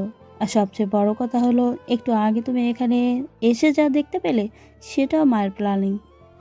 ও আচ্ছা, তার মানে তোমাকে যখন এখানে একা রেখে বাসায় ফিরে গেলাম আর মা যে আমাকে উল্টাপাল্টা কথাগুলো বলল, তার জন্য তুমি দায়ী? মানে? মানে হলো আমি বাসায় ফেরার আগে তুমি মাকে সবকিছু ফোনে বলে দিয়েছো। 100%। ওকে, এখন চলো বাসায় যাই, অনেক বেলা হয়েছে। না, আমি বাসায় যাব না। কিন্তু কেন? আমি তো আগেই বলেছি, যতক্ষণ না আমাকে তুমি ভালো না বাসবে ততক্ষণ আমি যাব না। আচ্ছা বলছি, আমি তোমাকে ভালোবাসি, এবার হয়েছে? না, হয়নি। তাহলে? তুমি আমাকে সুন্দর করে প্রপোজ করো, তারপর আমি ভেবে দেখবো তোমাকে আমি ভালোবাসতে পারি কিনা। এখানে ভাবার কি আছে? তুমি তো আমাকে... কথাটা শেষ করার আগে আখির মোবাইলটা বেজে উঠলো। হঠাৎ আকি ফোনটা রিসিভ করে আমাকে বলল, তাড়াতাড়ি বাড়ি যেতে বলেছে মা। তাহলে চলো। জি না, আমি তো আগেই বলেছি তুমি যতক্ষণ আমাকে ভালোবাসার কথা না বলবা ততক্ষণ আমি বাড়ি যাচ্ছি না। সো আগের প্রপোজ করবা, তারপর বাড়ি যাব। তাই নাকি? হুম। তাহলে থাকো, আমি যাচ্ছি। কই যাও তুমি? বাড়িতে। ওকে যাও, আমি অন্য ছেলের হাত ধরে ঘুরে বেড়াবো। তোমার যা ইচ্ছা তুমি তাই করো, তাতে আমার কি? কথাটা বলেই আমি চলে এলাম। আমি কিন্তু সত্যি সত্যি অন্য ছেলের সাথে চলে যাব। আখির কথার কোনো উত্তর না দিয়েই চলে এলাম। সত্যি বলতে একটা গোলাপ ফুলের জন্য এসেছি। আপনারা বলেন প্রপোজ করব, অথচ ফুল থাকবে না, এটা কেমন দেখাবে না? এখানে আসার সময় এক জায়গায় ফুল বিক্রি করতে দেখে আসছি। সেখান থেকে কিছু ফুল কিনে লুকিয়ে নিয়ে আবার আখির সামনে গেলাম। সামনে যেতেই আখি আমার সাথে খুব রাগারাগি করছে, কিন্তু আমি কোনো কথার উত্তর দিলাম না। এখন যদি আমি কথা বলি তাহলে এখানে আমাকে মেরে ফেলবে, তাই কিছুই বললাম না। এদিকে আমি কিছুই বলছি না দেখে আরও বেশি রেগে গেল আখি। এমন সময় আমি হাঁটু গেড়ে বসে গোলাপ ফুলগুলো বাড়িয়ে দিয়ে বললাম, তুমি কি আমার জীবনের গল্পের নায়িকা হবে? কথা দিচ্ছি কোনোদিন তোমাকে ছেড়ে যাব না, অনেক ভালোবাসবো তোমাকে। কথাটা শেষ করার আগেই আখি আমার হাতের ফুলগুলো নিয়ে... সত্যি বলছে তো ছেড়ে যাবে না কোনোদিন আমায়? বলতে আখি আমাকে জড়িয়ে ধরলো। কিছুক্ষণ পর বললাম, চলো তাহলে বাসায় যাই। এটা তারা কেন মশাই? তোমার সাথে আরো কিছুটা সময় ঘুরি। কিন্তু মা যে বলেছে তাড়াতাড়ি বাসায় যেতে। তাতে কি? মা তো জানে না তুমি আমার সাথে প্রেম করতেছো। আমি বাড়ি গিয়ে আছি মাকে বলবো, মা, ও মা, তুমি ওকে বাড়ি থেকে বের করে দাও। কত বড় সাহস, ও আমাকে প্রেমের প্রস্তাব দেয়। তুমি এমন কেন বলবে? তুমি কিন্তু এমন বললে আমি বাড়ি ছেড়ে চলে যাব, আর কোনোদিনও আসবো না। ওই মেরে তোমার পা ভেঙে দিব, তারপর দেখবো কিভাবে বাড়ি থেকে চলে যাও। আমার পা ভাঙলে তোমারই তো কষ্ট হবে, আমাকে তখন তোমাকে সেবা করতে হবে। করবো, কোনো সমস্যা নেই, তবুও তো তুমি এ বাড়ি ছেড়ে যেতে পারবে না। তাই? তাই। আচ্ছা তাহলে যাব না কোথাও, এখন চলো বাড়ি যাই। আচ্ছা চলো। তারপর বাড়ি চলে এলাম। বাড়ি এসে আকি মায়ের কাছে বলতে শুরু করে দিয়েছে আমি কেমন করে তাকে প্রপোজ করেছি। একদম কিছুই বাদ রাখলো না বলার, সব কিছু একদম খুলে খুলে বলতে লাগলো। কিছুক্ষণ পর মা আমাকে ডাক দিল। বাবা এদিকে আসো তো একটু। আমি কাছে যেতেই মা বলতে লাগলো, আমি ভাবতেছিলাম তোমাদের বিয়েটা তাড়াতাড়ি দিয়ে দিব। কোনো সমস্যা নেই মা, কিন্তু একটা কথা বলার ছিল। বাবা বলো। বাবা মামাকে যতই পর করে দিক, কিন্তু আমি চাই বিয়ের আগে আমি আর আখি দুজনে বাবা মায়ের দোয়া নিয়ে বিবাহ করতে। আচ্ছা যাও তাহলে। আমি মায়ের সামনে দাঁড়িয়ে ফোনটা বের করলাম বাড়িতে ফোন দিব বলে। তখন মুহূর্তে মনে হলো বাড়িতে ফোন না দিয়ে রাজীবকে ফোন দিই। রাজীব হলো আমার বেস্ট ফ্রেন্ড, আমার বাড়ির সাথে হতে বাড়ি। রাজীবকে ফোন দিতে কলটা রিসিভ করে জানতে চাইলো কে আমি। আমি আমার পরিচয়টা দিতে রাজীব কেঁদে দিল। কোথায় হারিয়ে গিয়েছে? একটাবার আমার কথা মনে হলো না? জানিস, আমি সব শুনেছি সেদিন কি হয়েছিল। শোন, তোর বাবা তোরে পাগলের মতো খুঁজতে লাগছে এদিক ওদিক। বাবা কেন খুঁজতেছে আমাকে? সেদিন তো বাবা আমাকে বাড়ি থেকে বের করে দিয়েছে। বাড়ির সবাই জেনে গেছে এখন তুই সেদিন কোনো অপরাধ করিস নাই। কিভাবে জানলো আমি অপরাধ করিনি? তুই বাড়ি থেকে যাবার পর প্রায় মাসখানেক পর যখন তোর কোনো খোঁজ খবর ছিল না, তখন শারমিন সত্যি কথা বলে দিয়েছিল সেদিন আসলে কি হয়েছিল। তাই নাকি? তুই জানিস তোর মা বাবা তোরে খুঁজতে খুঁজতে পাগলের মতো হয়ে গিয়েছে। তোর মা বাবাকে দেখলে তুই এখন চিনতেই পারবি না। অনেকটা শুকিয়ে গিয়েছে। তোর কথা চিন্তা করে ঠিকমতো খাওয়া দাওয়া করে না, সারাক্ষণ শুধু কান্না করে। এখন কেন কান্না করে আমার জন্য? সেদিন তো কি আমার কথা বিশ্বাস করেনি? সেদিন নিজের মা আমার উপর থেকে মুখ ফিরিয়ে নিয়েছিল। আমি বুঝতে পারছি তোর কষ্টটা, কিন্তু এখন তুই সব কিছু ভুলে গিয়ে দয়া করে বাড়িতে আয়। না রে, বাড়ি এখন আসতে পারবো না। দেখ, বাবা মায়ের উপরে রাগ করতে নেই। বাবা মা সন্তানের জন্য আশীর্বাদ স্বরূপ। হ্যাঁ জানি, কিন্তু তুই কি জানিস পৃথিবীতে সব বাবা মা আশীর্বাদ স্বরূপ হয় না। কিছু কিছু বাবা মায়ের জন্য সন্তান নষ্টও হয়। সবচেয়ে বড় কথা হলো, শুধু জন্ম দিলে মা বাবা হওয়া যায় না। মা বাবা হতে হলে সন্তানকে সবসময় যে কোনো পরিস্থিতিতেই সন্তানকে সাপোর্ট করতে হয়। সন্তান ভুল করবেই, তাই বলে সন্তানকে দূরে সরিয়ে দেওয়া এটা ঠিক না। সন্তানকে বোঝাতে হবে এরকম ভুল যেন ভবিষ্যতে আর না করে। কিন্তু সেদিন আমি তো কোনো ভুল করিনি, তারপর আমাকে বাড়ি থেকে বের করে দিয়েছে। আচ্ছা, মানলাম তোর বাবা মায়ের উপর বিশাল অভিমান, কিন্তু তুই কি একটিবারও তোর ছোট্ট দুইটি বোনের কথা ভেবে দেখেছিস? তোরা ভাই ছাড়া কেমন করে বেঁচে আছে? তোর কি একবারও মনে পড়লো না যে ছোট বোনদের কথা? ছোট্ট বোন দুটির মুখের দিকে তাকিয়ে হলেও তুই বাড়ি ফিরে আয়, দেখবি সব ঠিক হয়ে যাবে। অবশ্যই সব কিছু অলরেডি ঠিক হয়ে গেছে। এখন বাড়ির সবাই শুধু তোর ফিরে আসার অপেক্ষার প্রহর গুনছে। তুই কবে ফিরে আসবি? আচ্ছা দেখি আমি আগামীকাল বাড়ি আসতে পারি কিনা। তুই চেষ্টা করলেই পারবি। আচ্ছা ঠিক আছে, তাহলে ভালো থাকিস তুই। আল্লাহ হাফেজ। আল্লাহ বাঁচিয়ে রাখলে আগামীকাল দেখা হচ্ছে আমাদের। আচ্ছা ঠিক আছে। ফোনটা কাটতে যাব এমন সময় একটা কথা মনে পড়লো। এই শোন, বল, কি বলবি? তোর জন্য একটা সারপ্রাইজ আছে। অবশ্য সারপ্রাইজটা সবার জন্যই। কি সারপ্রাইজ? সেটা এখন বলা যাবে না, তাহলে সারপ্রাইজ কিভাবে থাকবে? আচ্ছা ঠিক আছে, তাহলে কালকেই দেখবো কি সারপ্রাইজ। ওকে, এখন তাহলে ফোন রাখছি, আগামীকাল দেখা হবে। ওকে, ভালো থাকিস তুই। ওকে ভালো থাকতে বলে ফোনটা কেটে দিলাম। তারপর মায়ের কাছে গিয়ে বললাম, আগামীকাল আকিকে নিয়ে আমাদের বাড়িতে যেতে চাই। আপনি কি বলেন মা, আকিকে আমার সাথে নিয়ে যেতে দিবেন কি? তুমি আখিকে নিয়ে যাবে, এতে আমার কাছে বলার কি আছে? আমি তো আগেই বলে দিয়েছি আখির দায়িত্ব তোমার। সো তুমি আখিকে নিয়ে কোন সময় কোথায় যাবে সেটা তোমার বিষয়।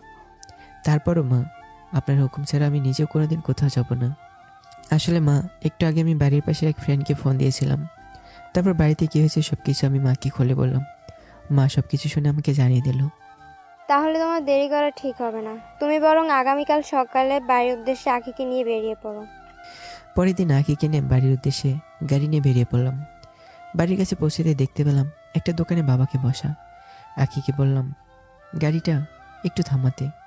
এই কি, বাবা শরীরের অবস্থা কি করেছে! বাবাকে দেখে মনটা আমার কেঁদে উঠল।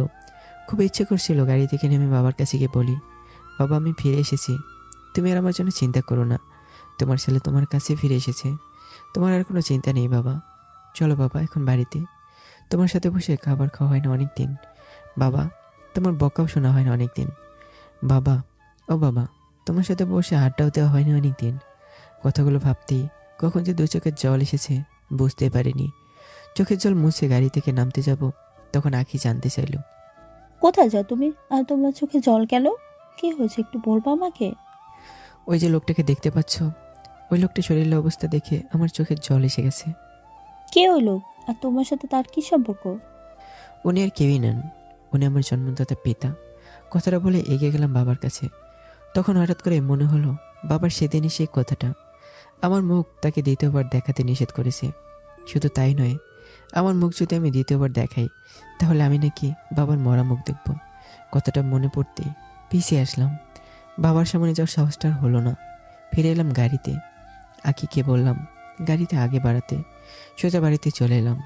গাড়িটা বাড়ির পিছনে থামাতে আমি দেখতে পেলাম মা বাড়ির বাইরে বেরিয়ে আসলো। আসলে গাড়ি নিয়ে কেউ কোনোদিন আমাদের এলাকায় প্রবেশ করেনি, তার উপর আবার বাড়ির পিছন দিয়ে গাড়ি থামিয়েছে। তাই মা দেখতে আসছে আসলে গাড়ি নিয়ে কে আবার এসেছে। আমি মাকে দেখে গাড়ি থেকে নেমে দাঁড়ালাম। মা আমাকে দেখা মাত্রই দৌড়ে এসে জড়িয়ে ধরে কান্না করে দিল। কোথায় ছিলি বাবা এতদিন? আমাদের কথা কি একটি বারের জন্যেও মনে হয়নি? একটুও কি দেখতে ইচ্ছে করেনি আমাদেরকে?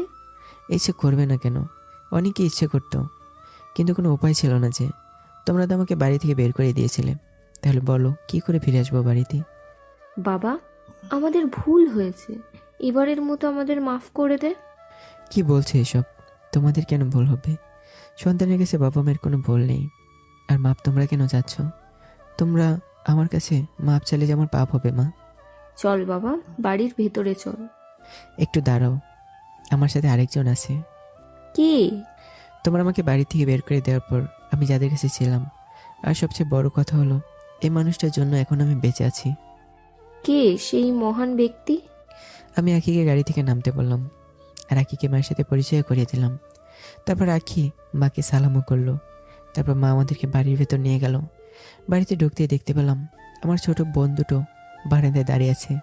কোথায় এতদিন পর আমাকে দেখে ভাইয়া ভাইয়া বলে দৌড়ে আসবে আমার কাছে, কিন্তু তারা কেউই আমার কাছে এলো না, বরং আমাকে দেখার পর তারা দুজনেই মুখ ফিরিয়ে নিল। আমি বুঝতে পারলাম আমার বোন দুটো আমার উপরে বিশাল অভিমান করে আছে।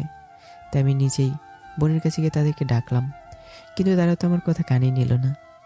সরি বোন, আমার ভুল হয়ে গেছে, প্লিজ এবারের মতো মাফ করে দে আমাকে। এখন মাপ চাইছো কেন? এতদিন মনে ছিল না তোমার দুটি বোন আছে, যে বোন দুটি তোমাকে ছাড়া এক মুঠো ভাতও কোনোদিন খায়নি একা?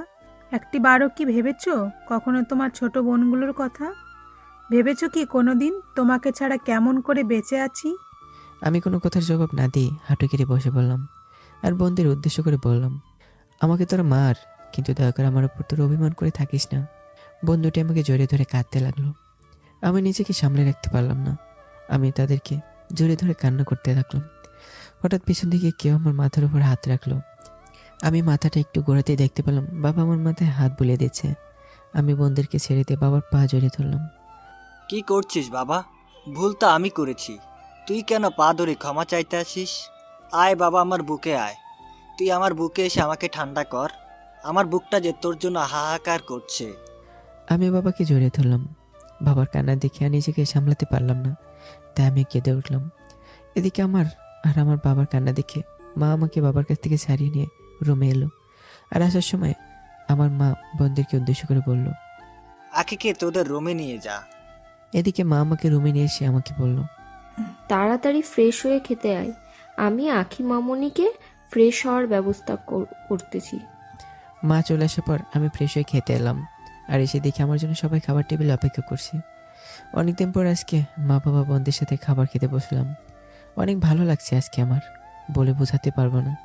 খাবার শেষ করে রাজীবকে ফোন দিলাম। ফোন রিসিভ করতেই বললাম, কোথায় তুই? আমি তো বাড়িতে, তুই কই? আমি তো বাড়িতে বসে মা বাবার সাথে আড্ডা দিচ্ছি। তুইও আমাদের বাড়িতে আয় তাড়াতাড়ি। আচ্ছা, আসতেছি। কিছুক্ষণ পর রাজীব চলে এলো। এদিকে মা বাবার সাথে আখির পরিচয় করে দিয়েছি, কিন্তু একটা কথা কাউকে বললাম না। আমি যে মরার পথেই ছিলাম সেই কথা কাউকে বললাম না। সেই কথা বললে হয়তো মা বাবা কান্না করবে, তাই জানালাম না কাউকে। শুধু বললাম আখিদের বাড়িতে আমার জায়গা হয়েছিল। রাজীবকেও ঠিক একই কথা বললাম। বিকেলবেলায় আমি আখি আর রাজীব একটু ঘুরতে বের হলাম, আখিকে আমাদের এলাকা ঘুরে দেখানোর জন্য। সন্ধ্যার আগেই আমি আখিকে নিয়ে বাড়িতে চলে এলাম। এদিকে রাতে খাবার সময় বাবা আমাকে বলল, তোর সাথে একটু কথা আছে। হ্যাঁ বলো বাবা, কি বলবে? এখন না, আগে খাওয়া শেষ করো, তারপর বলি। তারপর খাবার শেষ করে বাবার রুমে বাড়ির সবাই মিলে বসলাম। তখন বাবা বলতে লাগলো, আচ্ছা, যা হওয়ার তো হয়ে গেছে। এদিকে সবাই জানে শানমিন অনেক বড় ভুল করেছে। আচ্ছা বাবা, সেসব কথা বাদ দাও তো, আমি সব ভুলে গেছি। কিন্তু একটা দিক রক্ষা করতে হবে। কি বাবা? শারমিনের তো ইজ্জত বলতে কিছুই নেই, কাদের সামনে যেতে পারে না। আমরা ঠিক করেছি তোর সাথে শারমিনের বিবাহ দিব। কি বলছো বাবা, তোমার মাথা ঠিক আছে? আমার মাথা ঠিক আছে। দেখ, তুই যদি এখন বিয়ে না করছ তাহলে শারমিনের কোনো দিনও বিয়ে হবে না। তুই আজকে সারা রাত ভেবে দেখ। সবচেয়ে বড় কথা হলো, তুই তো জানিস আমরা তোর সাথে শারমিনের বিয়ে ঠিক করে রেখেছি। হ্যাঁ জানতাম, এবং ইচ্ছাও ছিল কোনো একদিন শারমিনকে বিয়ে করব, কিন্তু কোনো কিন্তু টিন্তু শুনতে চাই না। আচ্ছা, আজকে তুই সারা রাত ভেবে দেখ, কালকে সকালে আমাকে জানা। আর হ্যাঁ, এখন রাত অনেক হয়েছে, সবাই ঘুমিয়ে পড়ো। বাবার রুম থেকে বেরিয়ে এলাম, সাথে আখিও ছিল, কিছুই বলল না। আর আমিও আখির কথা সবার সামনে সাহস করে বলতে পারলাম না, শুধু একটাই ভয়, যদি আবারও আমাকে সবাই ভুল বুঝে। কথাগুলো ভাবতে ভাবতে রুমে আসছি, এমন সময় আখি পিছন থেকে ডাক দিল, হ্যাঁ বলো, কিছু বলবা? না, কিছু বলবো না। তাহলে ডাক দিলে যে? এমনি। ও, তাহলে রুমে গিয়ে ঘুমিয়ে পড়ো। আগামীকাল সকালে উঠে রেডি হয়ে নিও। কেন? বাড়িতে যেতে হবে। আমি কি একাই চলে যাব বাড়িতে, নাকি তুমি আমার সাথে যাবে? তোমাকে রুমে গিয়ে ঘুমোতে বলছি। কথাটা একটু জোরেই রেগে বললাম। এমনিতে বাবার কথা শুনে মাথা গরম হয়ে আছে, তার উপর আবার বেশি কথা বলছে। দেখলাম আখি আর কোনো কথা না বলে মাথা নিচু করে রুমে চলে গেল। আমি আমার রুমে চলে এলাম। শুয়ে ভাবছি বাবার কথাগুলো, কিন্তু কোনোভাবে শারমিনকে বিয়ে করার কথা আমি চিন্তাও করতে পারছি না। যার জন্য সমাজের মানুষের কাছে অপমানিত হতে হয়েছে, যার জন্য পরিবারের সবার কাছে ছোট হতে হয়েছে, যার জন্য বন্ধুদের কাছে আমি হয়েছি একটা ধর্ষণকারী, যার জন্য আমাকে বাড়ি ছাড়তে হয়েছে, যার জন্য আমাকে রাস্তায় ঘুমোতে হয়েছে, যার জন্য আমাকে দিন রাত মিলে একবেলা খেয়ে রাত কাটাতে হয়েছে, যার জন্য আমাকে একবেলা খাবার জন্য মানুষের কাছে হাত পাততে হয়েছে, যার জন্য আমাকে মৃত্যুর সাথে পাঞ্জা লড়তে হয়েছে। কি করে এসব বিষয় বলে গিয়ে শারমিনকে বিয়ে করে তার সাথে সারা জীবন কাটাবো? আর ও কি পারবে আমাকে ভালোবাসতে? ওকে আমার সাথে বেইমানি করবে না? কি করে ভুলে যাব সেই দিনগুলোর কথা? কি করে ভুলে যাব শারমিনের করা ভুলের জন্য আমার শাস্তির কথা? আর কি করে আখির মতো মেয়েকে ধোকা দিয়ে শারমিনকে বিয়ে করব, যখন আমার পাশে কেউ ছিল না? তখন যদি আখি আর আন্টি না থাকতো, তাহলে তো আমি মারাই যেতাম। নতুন করে আমাকে বাঁচতে শিখেছে যে মানুষটা, তাকে ধোকা দিয়ে শারমিনকে আমি কি করে বিয়ে করব? না, এই কিছুতেই আমি করতে পারবো না। আখিকে আমি কিছুতেই ধোকা দিতে পারবো না। না, আমি আখিকে ছাড়া কোনোদিন শারমিনকে বিয়ে করতে পারবো না। তাতে যদি বাবা আমাকে বাড়ি থেকে আবারও বের করে দেয়, তবুও হাসি মুখে আখিকে নিয়ে এ বাড়ি ছেড়ে চলে যাব। এমন সময় ফোনটা বেজে উঠল। ফোনটা হাতে নিয়ে দেখতে পেলাম আন্টি কল করেছে। ফোনটা হাতে নিয়ে ভাবতে লাগলাম, আখি তো আবার সব কিছু বলে দিল না তো আন্টিকে। আচ্ছা, আগে ফোনটা রিসিভ করি, তারপর যা হবার হবে। ফোনটা রিসিভ করে সালাম দিয়ে জানতে চাইলাম, কেমন আছেন মা? আমি ভালো আছি, তোমরা কেমন আছো? আর তোমার বাবা মা সবাই কেমন আছে? আমরা ভালো আছি, আর মা বাবাও ভালো আছে। কি করছেন মা? কিছু না বাবা। আচ্ছা, তোমরা বাড়িতে আসবে কবে? বাড়িটা যে ফাঁকা ফাঁকা লাগতেছে। এই তো মা, আগামীকাল সকালে আসছি বাড়িতে। কেন বাবা, মাত্র আজকে বাড়ি গিয়েছো আর কালকেই চলে আসবা? সত্যি করে বলো তো, বাড়িতে কি কিছু হয়েছে? অনেক কিছুই হয়েছে, আগামীকাল বাড়িতে এসেই বলবো মা। আচ্ছা ঠিক আছে বাবা, আখি কই? পাশের রুমে শুয়ে আছে। ও, তাহলে বাবা ভালো থেকো। আচ্ছা মা, আপনি ভালো থাকবেন, আর চিন্তা করবেন না, ঠিক আছে মা? ওকে। বলে আন্টি ফোনটা রেখে দিল। হঠাৎ আখির কথা মনে পড়লো। একটু আগে বেশি খারাপ ব্যবহার করেছে মেয়েটার সাথে, হয়তো আখি মন খারাপ করেছে। আর কিছু না ভেবে আখিকে ফোন দিলাম, কারণ এত রাতে তো আর রুমে যাওয়া ঠিক হবে না। রুমে গেলে যদি কেউ দেখে ফেলে তাহলে সর্বনাশ। কিন্তু এদিকে আখি ফোন রিসিভ করার নামই নিচ্ছে না। কয়েকবার ফোন দেওয়ার পরে যখন ফোন রিসিভ করলো না, তখন কিছু না ভেবেই আমি আখির রুমে চলে গেলাম। রুমের সামনে গিয়ে দরজা নক করতে আখি দরজা খুলে দিল। তুমি এত রাতে আমার রুমে কেন আসলা? তার আগে বলো, আমার ফোন রিসিভ করছো না কেন? এমনি ভালো লাগছে না। আচ্ছা সরি। সরি কেন বলছো? তখন তোমার সাথে খারাপ ব্যবহার করার জন্য। সত্যি বলতে বাবার কথা শুনে মাথা গরম হয়েছিল, তাই রাগের মধ্যে তোমার সাথে এমন করেছিলাম। ভালো, কিন্তু বাবা তো ঠিক কথাই বলেছে। তুমি যদি শারমিনকে বিয়ে না করো, তাহলে শারমিনের জীবনে যে কষ্ট নেমে আসবে, তুমি কি একটু ভেবে দেখেছো? তুমি এসব কথা বলছো? তোমরা সবাই শুধু শারমিনের কথাই ভাবছো। আমার কথা কি একটু ভেবে দেখেছো তোমরা? যে মানুষটার জন্য আমাকে বাড়ি থেকে বের করে দিয়েছিল, তাকে বিয়ে করতে বলছো? আর কেউ না জানুক, তুমি তো জানো সব কিছু। আর আমি যদি বিয়ে করি, তাহলে শুধু তোমাকেই করব, আর কাউকে আমার বউ হিসেবে স্বপ্নেও দেখি না। দেখো, তুমি একটু শারমিনের কথাটা ভেবে দেখো, মেয়েটার কি হবে? তার আগে আমাকে একটা কথা বলো, তুমি কি আমাকে ভালোবাসো? বাসি তো, কিন্তু কোনো কিন্তু হবে না। কালকে সকালে সবাইকে বলে দেব আমি বিয়ে করলে শুধু তোমাকেই করব। এতে কেউ মেনে নিক আর না নিক, সেটা আমার দেখার বিষয় নেই। এখন কোনো কথা না বলে লক্ষ্মী মেয়ের মতো ঘুমিয়ে পড়ো। ওকে। তারপর আমি রুমে এসে ঘুমিয়ে পড়লাম।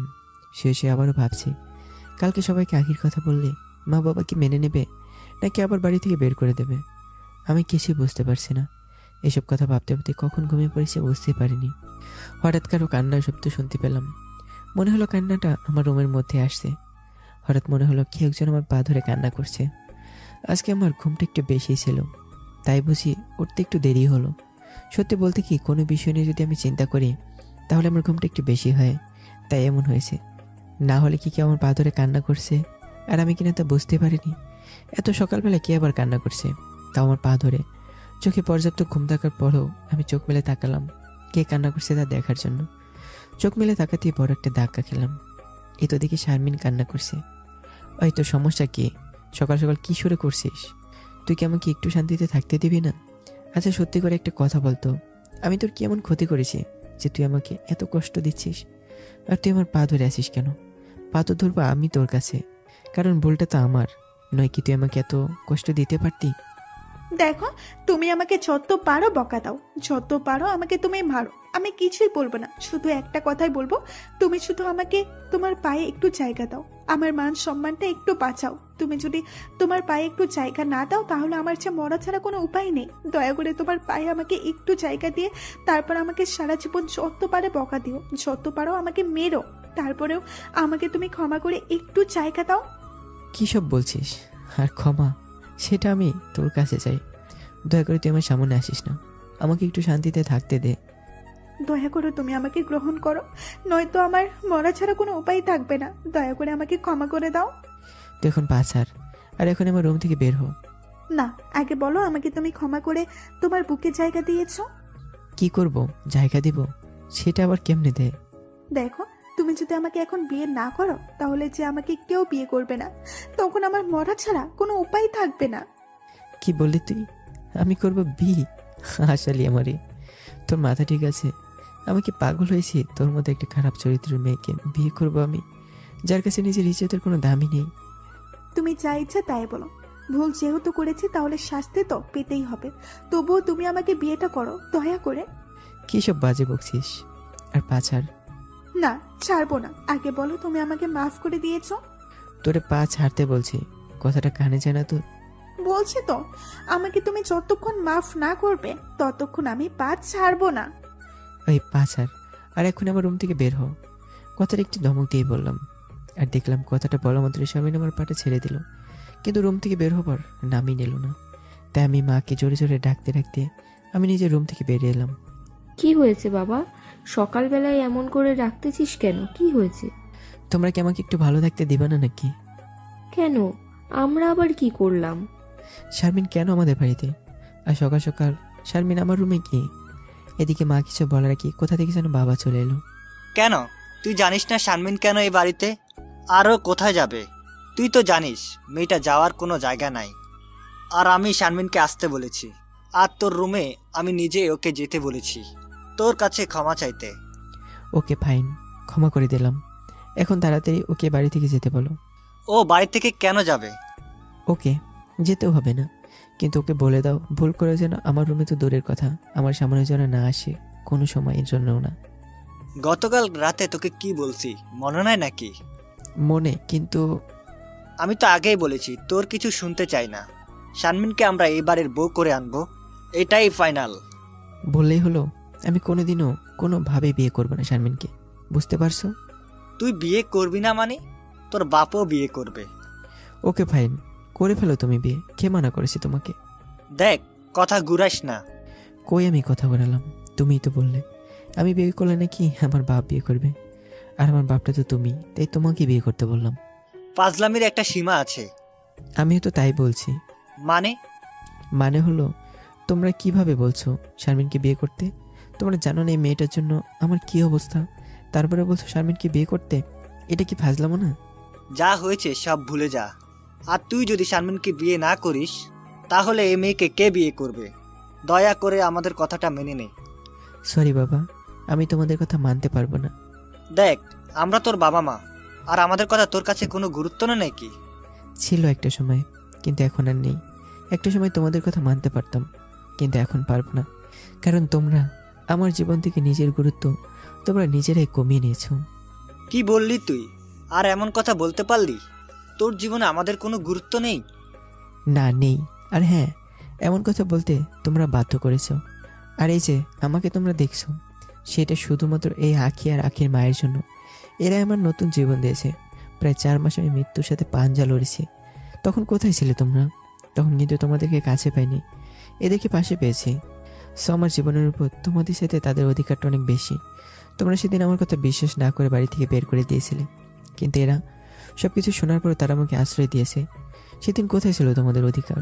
সেদিন আমি মাকে বলেছিলাম তুমি তো আমাকে বিশ্বাস করতে পারো, কিন্তু সেদিন নিজে জন্মদাত্রী মাও আমাকে বিশ্বাস করেনি, বরং আমার দিক থেকে মুখ ফিরে নিয়েছিলে। কই সেদিন তো তোমরা একটিবারের জন্য ভেবে দেখোনি? আমাকে বাড়ি থেকে বের করে দিলে আমি কোথায় যাব, কি খাবো, কোথায় থাকবো? তোমরা জানো সেদিন বাড়ি থেকে বের হওয়ার পর দিনে একবেলা খেয়ে থাকতে হয়েছে আমাকে, কারণ আমার কাছে তো টাকা নেই। কই ছিলে সেদিন তোমাদের অধিকার? আর এখন যখন তোমরা জানতে পেরেছো আমি নির্দোষ, তখন তোমরা অধিকার দেখাতে এসেছো। একটা কথা কান খুলে শুনে রাখো, আমার উপর তোমাদের কোনো অধিকার নেই। তোমাদের ছেলে সেদিনই মারা গেছে, যেদিন আমাকে তোমরা বাড়ি থেকে বের করে দিয়েছিলে। আর হ্যাঁ, আরেকটা কথা, আমি যদি বিয়ে করি তাহলে আকি কী করবো? আর কাউকে না। বুঝতে পারছো? বুঝতে পারছো তোমরা? মেনে নিবা কি না না নিবা সেটা তোমাদের ব্যাপার, সেটা আমার দেখার বিষয় না। বেরিয়ে যা আমার বাড়ি থেকে। খুব বড় হয়ে গেছিস তাই না? এক্ষুনি বেরিয়ে যা। যাচ্ছি, তবে একটা কথা শুনে রাখো, শুধু জন্ম দিলেই মা বাবা হওয়া যায় না।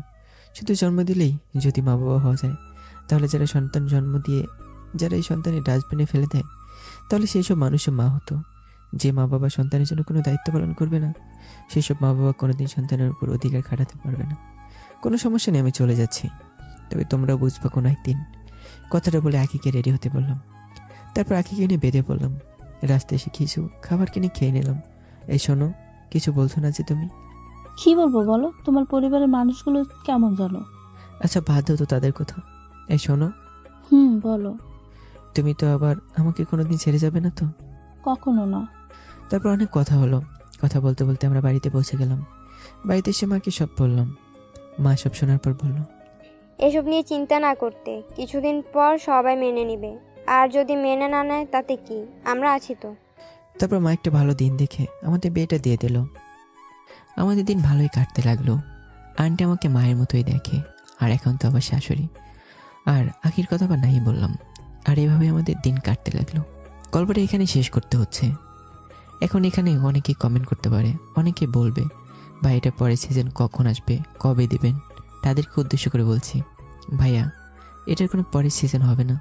তার কারণ হচ্ছে সব গল্পের সমাপ্তি থাকে না।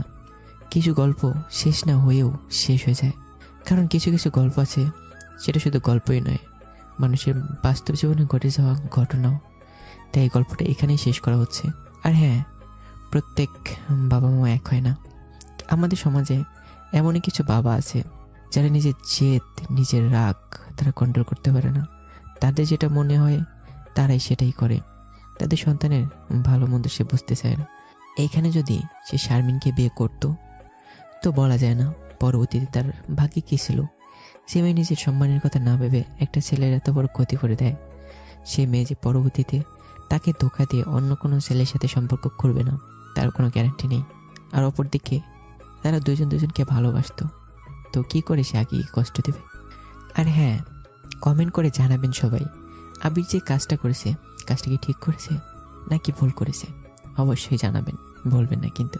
ধন্যবাদ সবাইকে, ভালো থাকবে, সুস্থ থাকবে, আল্লাহ হাফেজ। সত্যি বলছে তো, ছেড়ে যাবে না কোনোদিন আমায়? বলতে আখি আমাকে জড়িয়ে ধরলো। কিছুক্ষণ পর বললাম, চলো তাহলে বাসায় যাই। এটা তারা কেন মশাই, তোমার সাথে আরো কিছুটা সময় ঘুরি। কিন্তু মা যে বলেছে তাড়াতাড়ি বাসায় যেতে। তাতে কি, মা তো জানে না তুমি আমার সাথে প্রেম করতেছো। আমি বাড়ি গিয়ে আছি মাকে বলবো, মা ও মা তুমি ওকে বাড়ি থেকে বের করে দাও। কত বড় সাহস, ও আমাকে প্রেমের প্রস্তাব দেয়। তুমি এমন কেন বলবে?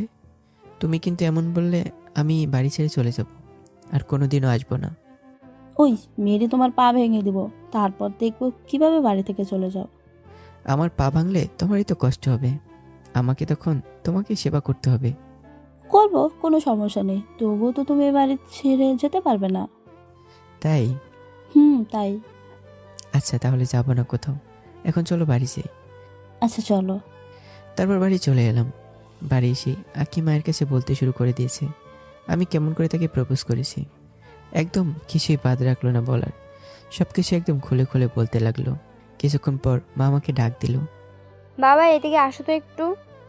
আমি কাছে যেতেই মা বলতে লাগলো, আমি ভাবতেছিলাম তোমাদের বিয়েটা তাড়াতাড়ি দিয়ে দিব।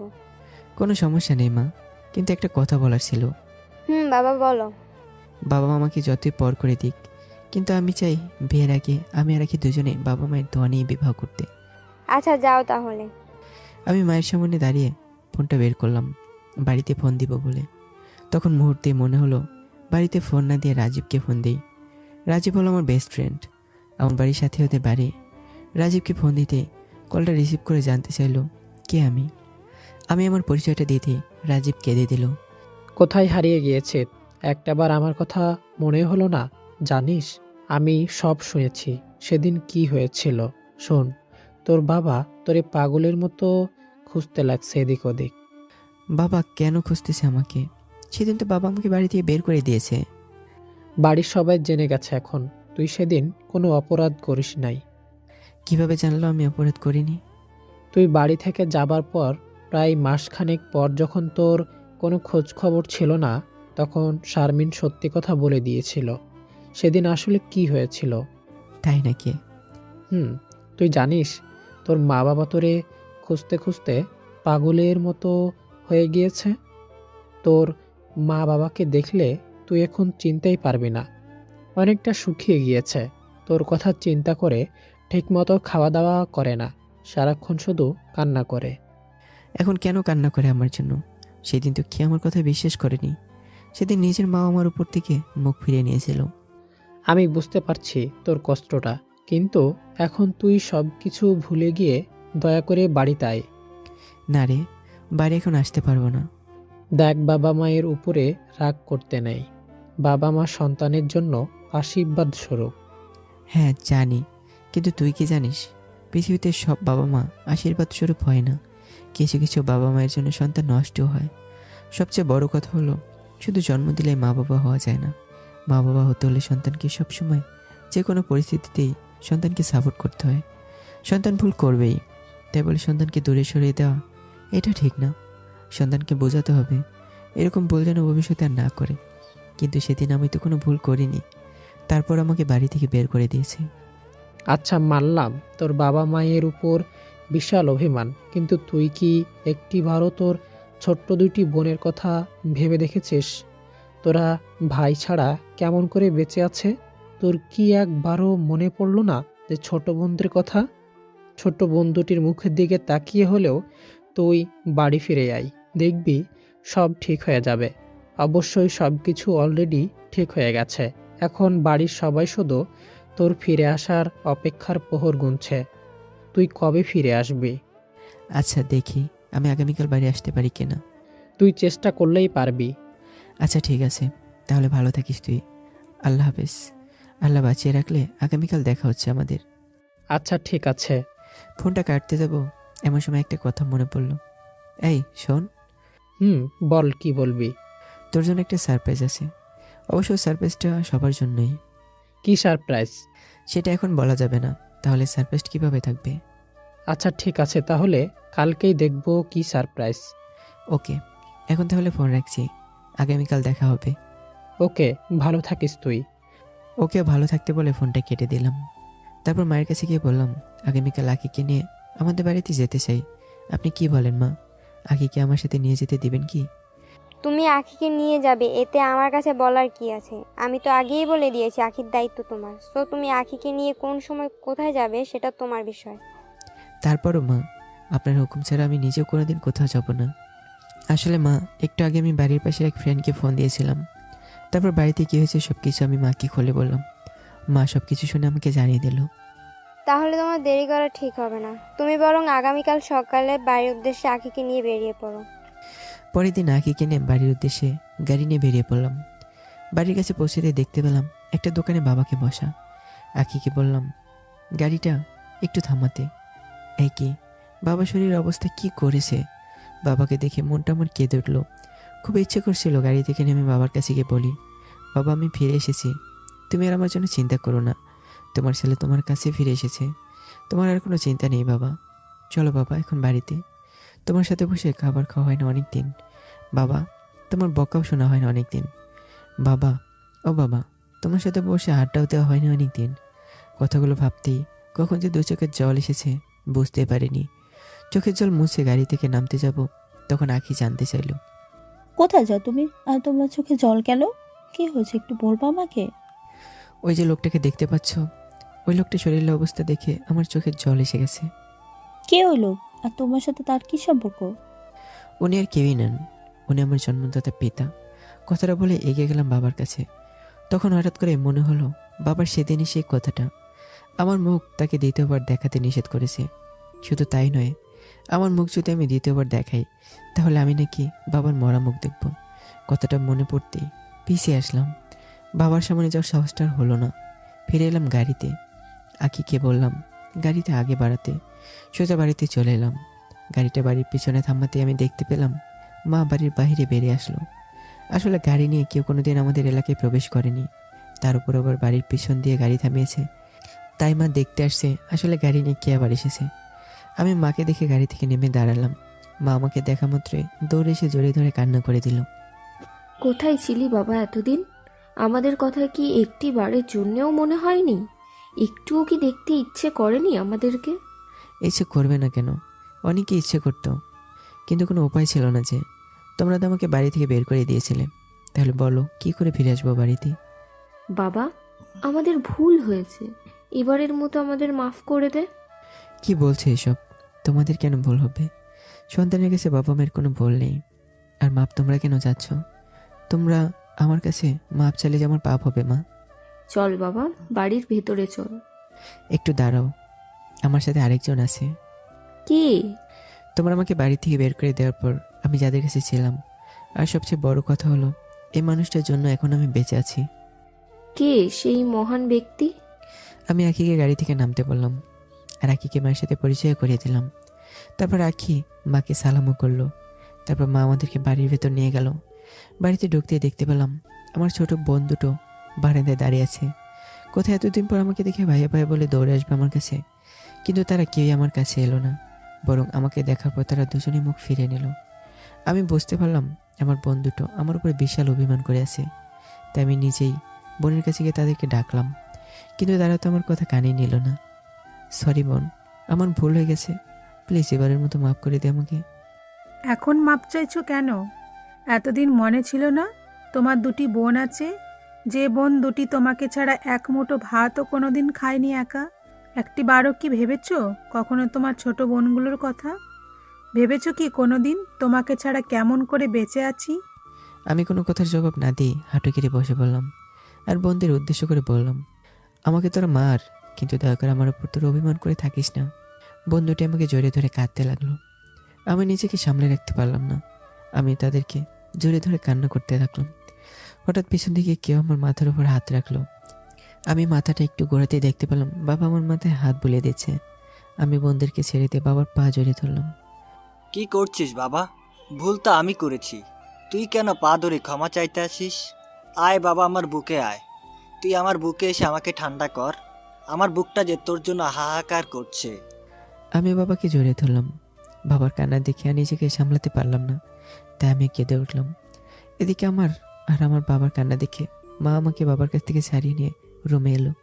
আর আসার সময় আমার মা বোনদেরকে উদ্দেশ্য করে বলল, আখিকে তোদের রুমে নিয়ে যা। এদিকে মা আমাকে রুমে নিয়ে এসে আমাকে বলল, তাড়াতাড়ি ফ্রেশ হয়ে খেতে আয়, আমি আখি মামনিকে ফ্রেশ হওয়ার ব্যবস্থা করতেছি। মা চলে আসার পর আমি ফ্রেশ হয়ে খেতে এলাম। আর এসে দেখি আমার জন্য সবাই খাবার টেবিলে অপেক্ষা করছে। অনেকদিন পর আজকে মা বাবা বোনদের সাথে খাবার খেতে বসলাম। অনেক ভালো লাগছে আজকে, আমার বলে বোঝাতে পারবো না। খাবার শেষ করে রাজীবকে ফোন দিলাম। ফোন রিসিভ করতেই বললাম, কোথায় তুই? আমি তো বাড়িতে, তুই কই? আমি তো বাড়িতে বসে মা বাবার সাথে আড্ডা দিচ্ছি। তুইও আমাদের বাড়িতে আয় তাড়াতাড়ি। আচ্ছা, আসতেছি। কিছুক্ষণ পর রাজীব চলে এলো। এদিকে মা বাবার সাথে আখির পরিচয় করে দিয়েছি, কিন্তু একটা কথা কাউকে বললাম না। আমি যে মরার পথে ছিলাম সেই কথা কাউকে বললাম না। সেই কথা বললে হয়তো মা বাবা কান্না করবে, তাই জানালাম না কাউকে। শুধু বললাম আখিদের বাড়িতে আমার জায়গা হয়েছিল। রাজীবকেও ঠিক একই কথা বললাম। বিকেলবেলায় আমি আখি আর রাজীব একটু ঘুরতে বের হলাম, আখিকে আমাদের এলাকা ঘুরে দেখানোর জন্য। সন্ধ্যার আগেই আমি আখিকে নিয়ে বাড়িতে চলে এলাম। এদিকে রাতে খাবার সময় বাবা আমাকে বলল, তোর সাথে একটু কথা আছে। হ্যাঁ বলো বাবা, কি বলবে? এখন না, আগে খাওয়া শেষ করো, তারপর বলি। তারপর খাবার শেষ করে বাবার রুমে বাড়ির সবাই মিলে বসলাম। তখন বাবা বলতে লাগলো, আচ্ছা, যা হওয়ার তো হয়ে গেছে। এদিকে সবাই জানে শারমিন অনেক বড় ভুল করেছে। আচ্ছা বাবা, সেসব কথা বাদ দাও তো, আমি সব ভুলে গেছি। কিন্তু একটা দিক রক্ষা করতে হবে। কি বাবা? শারমিনের তো ইজ্জত বলতে কিছুই নেই, কাদের সামনে যেতে পারে না। আমরা ঠিক করেছি তোর সাথে শারমিনের বিবাহ দিব। কি বলছো বাবা, তোমার মাথা ঠিক আছে? আমার মাথা ঠিক আছে।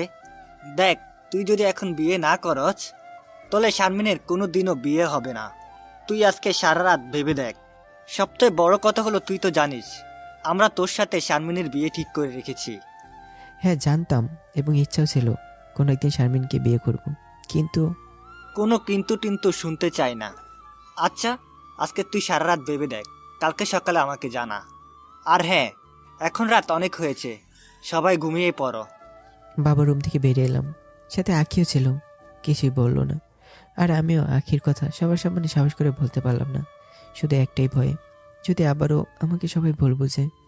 কথাগুলো ভাবতে ভাবতে রুমে আসছি, এমন সময় আখি পিছন থেকে ডাক দিল। হ্যাঁ বলো, কিছু বলবা? না, কিছু বলবো না। তাহলে ডাক দিলে যে? এমনি। ও, তাহলে রুমে গিয়ে ঘুমিয়ে পড়ো, আগামীকাল সকালে উঠে রেডি হয়ে নিও। কেন? বাড়িতে যেতে হবে। আমি কি একাই চলে যাব বাড়িতে, নাকি তুমি আমার সাথে যাবে? তোমাকে রুমে গিয়ে ঘুমোতে বলছি। কথাটা একটু জোরেই রেগে বললাম। এমনিতে বাবার কথা শুনে মাথা গরম হয়ে আছে, তার উপর আবার বেশি কথা বলছে। দেখলাম আখি আর কোনো কথা না বলে মাথা নিচু করে রুমে চলে গেল। আমি আমার রুমে চলে এলাম, শুয়ে ভাবছি বাবার কথাগুলো, কিন্তু কোনোভাবে শারমিনকে বিয়ে করার কথা আমি চিন্তাও করতে পারছি না।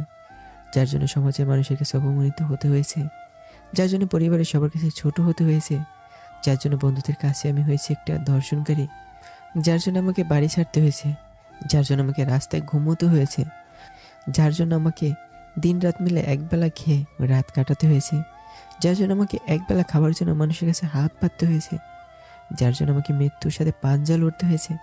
কি করে এসব বিষয় ভুলে গিয়ে শারমিনকে বিয়ে করে তার সাথে সারা জীবন কাটাবো? আর ও কি পারবে আমাকে ভালোবাসতে? ওকে আমার সাথে বেইমানি করবে না? কি করে ভুলে যাব সেই দিনগুলোর কথা? কি করে ভুলে যাব শারমিনের করা ভুলের জন্য আমার শাস্তির কথা? আর কি করে আখির মতো মেয়েকে ধোকা দিয়ে শারমিনকে বিয়ে করব, যখন আমার পাশে কেউ ছিল না? তখন যদি আখি আর আন্টি না থাকতো, তাহলে তো আমি মারাই যেতাম। নতুন করে আমাকে বাঁচতে শিখেছে যে মানুষটা, তাকে ধোকা দিয়ে শারমিনকে আমি কি করে বিয়ে করব? না, এই কিছুতেই আমি করতে পারবো না। আখিকে আমি কিছুতেই ধোকা দিতে পারবো না। না, আমি আখিকে ছাড়া কোনোদিন শারমিনকে বিয়ে করতে পারবো না। তাতে যদি বাবা আমাকে বাড়ি থেকে আবারও বের করে দেয়, তবুও হাসি মুখে আখিকে নিয়ে এ বাড়ি ছেড়ে চলে যাব। এমন সময় ফোনটা বেজে উঠলো। ফোনটা হাতে নিয়ে দেখতে পেলাম আন্টি কল করেছে। ফোনটা হাতে নিয়ে ভাবতে লাগলাম, আখি তো অবশ্য কিছু বলে দিল না তো আন্টিকে। আচ্ছা, আগে ফোনটা রিসিভ করি, তারপর যা হবার হবে। ফোনটা রিসিভ করে সালাম দিয়ে জানতে চাইলাম, কেমন আছেন মা? আমি ভালো আছি, তোমরা কেমন আছো? আর তোমার বাবা মা সবাই কেমন আছে? আমরা ভালো আছি, আর মা বাবাও ভালো আছে। কি করছেন মা? কিছু না বাবা। আচ্ছা, তোমরা বাড়িতে আসবে কবে? বাড়িটা যে ফাঁকা ফাঁকা লাগতেছে। এই তো মা, আগামীকাল সকালে আসছি বাড়িতে। কেন বাবা, মাত্র আজকে বাড়ি গিয়েছো আর কালকেই চলে আসবা? সত্যি করে বলো তো, বাড়িতে কি কিছু হয়েছে? অনেক কিছুই হয়েছে, আগামীকাল বাড়িতে এসেই বলবো মা। আচ্ছা ঠিক আছে বাবা, আখি কই? পাশের রুমে শুয়ে আছে। ও, তাহলে বাবা ভালো থেকো। আচ্ছা মা, আপনি ভালো থাকবেন, আর চিন্তা করবেন না, ঠিক আছে মা? ওকে। বলে আন্টি ফোনটা রেখে দিল। হঠাৎ আখির কথা মনে পড়লো। একটু আগে বেশি খারাপ ব্যবহার করেছে মেয়েটার সাথে, হয়তো আখি মন খারাপ করেছে। আর কিছু না ভেবে আখিকে ফোন দিলাম, কারণ এত রাতে তো রুমে যাওয়া ঠিক হবে না। রুমে গেলে যদি কেউ দেখে ফেলে তাহলে সর্বনাশ। কিন্তু এদিকে আখি ফোন রিসিভ করার নামই নিচ্ছে না। কয়েকবার ফোন দেওয়ার পরে যখন ফোন রিসিভ করলো না, তখন কিছু না ভেবেই আমি আখির রুমে চলে গেলাম। রুমের সামনে গিয়ে দরজা নক করতে আখি দরজা খুলে দিল। তুমি এত রাতে আমার রুমে কেন আসলা? তার আগে বলো, আমার ফোন রিসিভ করছো না কেন? এমনি, ভালো লাগছে না। আচ্ছা সরি। সরি কেন বলছো? তখন তোমার সাথে খারাপ ব্যবহার করার জন্য। সত্যি বলতে বাবার কথা শুনে মাথা গরম হয়েছিল, তাই রাগের মাথায় তোমার সাথে এমন করেছিলাম। ভালো, কিন্তু বাবা তো ঠিক কথাই বলেছে। তুমি যদি শারমিনকে বিয়ে না করো, তাহলে শারমিনের জীবনে যে কষ্ট নেমে আসবে, তুমি কি একটু ভেবে দেখেছো? তুমি এসব কথা বলছো? তোমরা সবাই শুধু শারমিনের কথাই ভাবছো, আমার কথা কি একটু ভেবে দেখেছো তোমরা? যে মানুষটার জন্য আমাকে বাড়ি থেকে বের করে দিয়েছিল, তাকে বিয়ে করতে বলছো? আর কেউ না জানুক, তুমি তো জানো সব কিছু। আর আমি যদি বিয়ে করি তাহলে শুধু তোমাকেই করব, আর কাউকে আমার বউ হিসেবে স্বপ্নেও দেখি না। দেখো, তুমি একটু শারমিনের কথাটা ভেবে দেখো, মেয়েটার কি হবে। তার আগে আমাকে একটা কথা বলো, তুমি কি আমাকে ভালোবাসো? বাসি তো, কিন্তু কোনো কিন্তু হবে না। কালকে সকালে সবাইকে বলে দেব আমি বিয়ে করলে শুধু তোমাকেই করব। এতে কেউ মেনে নিক আর না নিক সেটা আমার দেখার বিষয় নেই।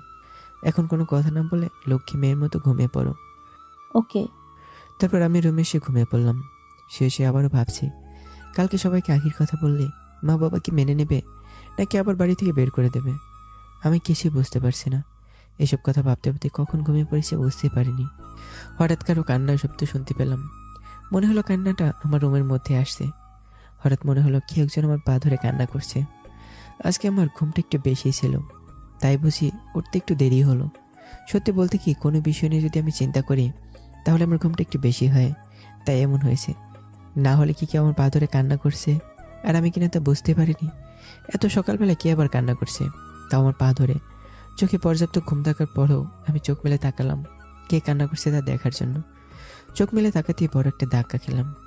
এ তো দেখি শারমিন কান্না করছে। ওই তোর সমস্যা কি? সকাল সকাল কি শুরু করছিস? তুই কি আমাকে একটু শান্তিতে থাকতে দিবি না? আচ্ছা সত্যি করে একটা কথা বলতো, আমি তোর কি এমন ক্ষতি করেছি যে তুই আমাকে এত কষ্ট দিচ্ছিস? আর তুই আমার পা ধরে আসিস কেন? পা তো ধরবো আমি তোর কাছে, কারণ ভুলটা তো আমার নয়। কি তুই আমাকে এত কষ্ট দিতে পারতি? দেখো, তুমি আমাকে যত পারো বকা দাও, যত পারো আমাকে তুমি মারো, আমি কিছুই বলবো না। শুধু একটা কথাই বলবো, তুমি শুধু আমাকে তোমার পায়ে একটু জায়গা দাও, আমার মান সম্মানটা একটু বাঁচাও। তুমি যদি তোমার পায়ে একটু জায়গা না দাও তাহলে আমার যে মরা ছাড়া কোনো উপায় নেই। দয়া করে তোমার পায়ে আমাকে একটু জায়গা দিয়ে তারপর আমাকে সারা জীবন যত পারে বকা দিও, যত পারো আমাকে মেরো, তারপরেও আমাকে তুমি ক্ষমা করে একটু জায়গা দাও। কী সব বলছিস? আর ক্ষমা, সেটা আমি তোর কাছে চাই। দয়া করে তুই আমার সামনে আসিস না, আমাকে একটু শান্তিতে থাকতে দে। দয়া করে তুমি আমাকে গ্রহণ করো, নয়তো আমার মরা ছাড়া কোনো উপায় থাকবে না। দয়া করে আমাকে ক্ষমা করে দাও। তুই এখন পা ছাড়, আর এখন আমার রুম থেকে বের হ। না, আগে বলো আমাকে তুমি ক্ষমা করে তোমার বুকে জায়গা দিয়েছো। কি করব? জায়গা দিব? সেটা আবার কেমনে দেয়? দেখো, তুমি যদি আমাকে এখন বিয়ে না করো তাহলে যে আমাকে কেউ বিয়ে করবে না, তখন আমার মরা ছাড়া কোনো উপায় থাকবে না। কি বললি তুই? আমি করব বিয়ে? আসালি আমারে, তোর মাথা ঠিক আছে? আমি কি পাগল হয়েছি তোর মধ্যে একটা খারাপ চরিত্রের মেয়েকে বিয়ে করব আমি, যার কাছে নিজের ইজ্জতের কোনো দামই নেই? তুমি যা ইচ্ছা তাই বলো, ভুল যেহেতু করেছি তাহলে শাস্তি তো পেতেই হবে। তবুও তুমি আমাকে বিয়েটা করো দয়া করে। কি সব বাজে বকছিস? আর পা ছাড়। না, ছাড়বো না। আগে বলো তুমি আমাকে মাফ করে দিয়েছো। তোরে পা ছাড়তে বলছি, কথাটা কানে যায় না তোর? বলছি তো, আমাকে তুমি যতক্ষণ মাফ না করবে ততক্ষণ আমি পা ছাড়বো না। ওই পা ছাড়, আর এখন আমার রুম থেকে বের হও।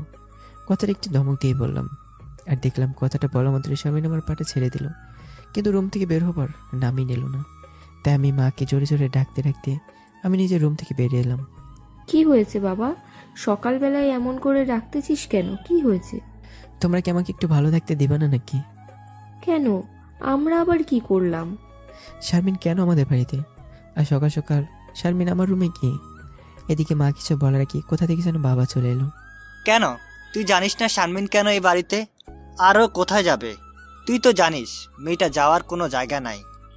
আর আমি শারমিনকে আসতে বলেছি, আর তোর রুমে আমি নিজে ওকে যেতে বলেছি তোর কাছে ক্ষমা চাইতে।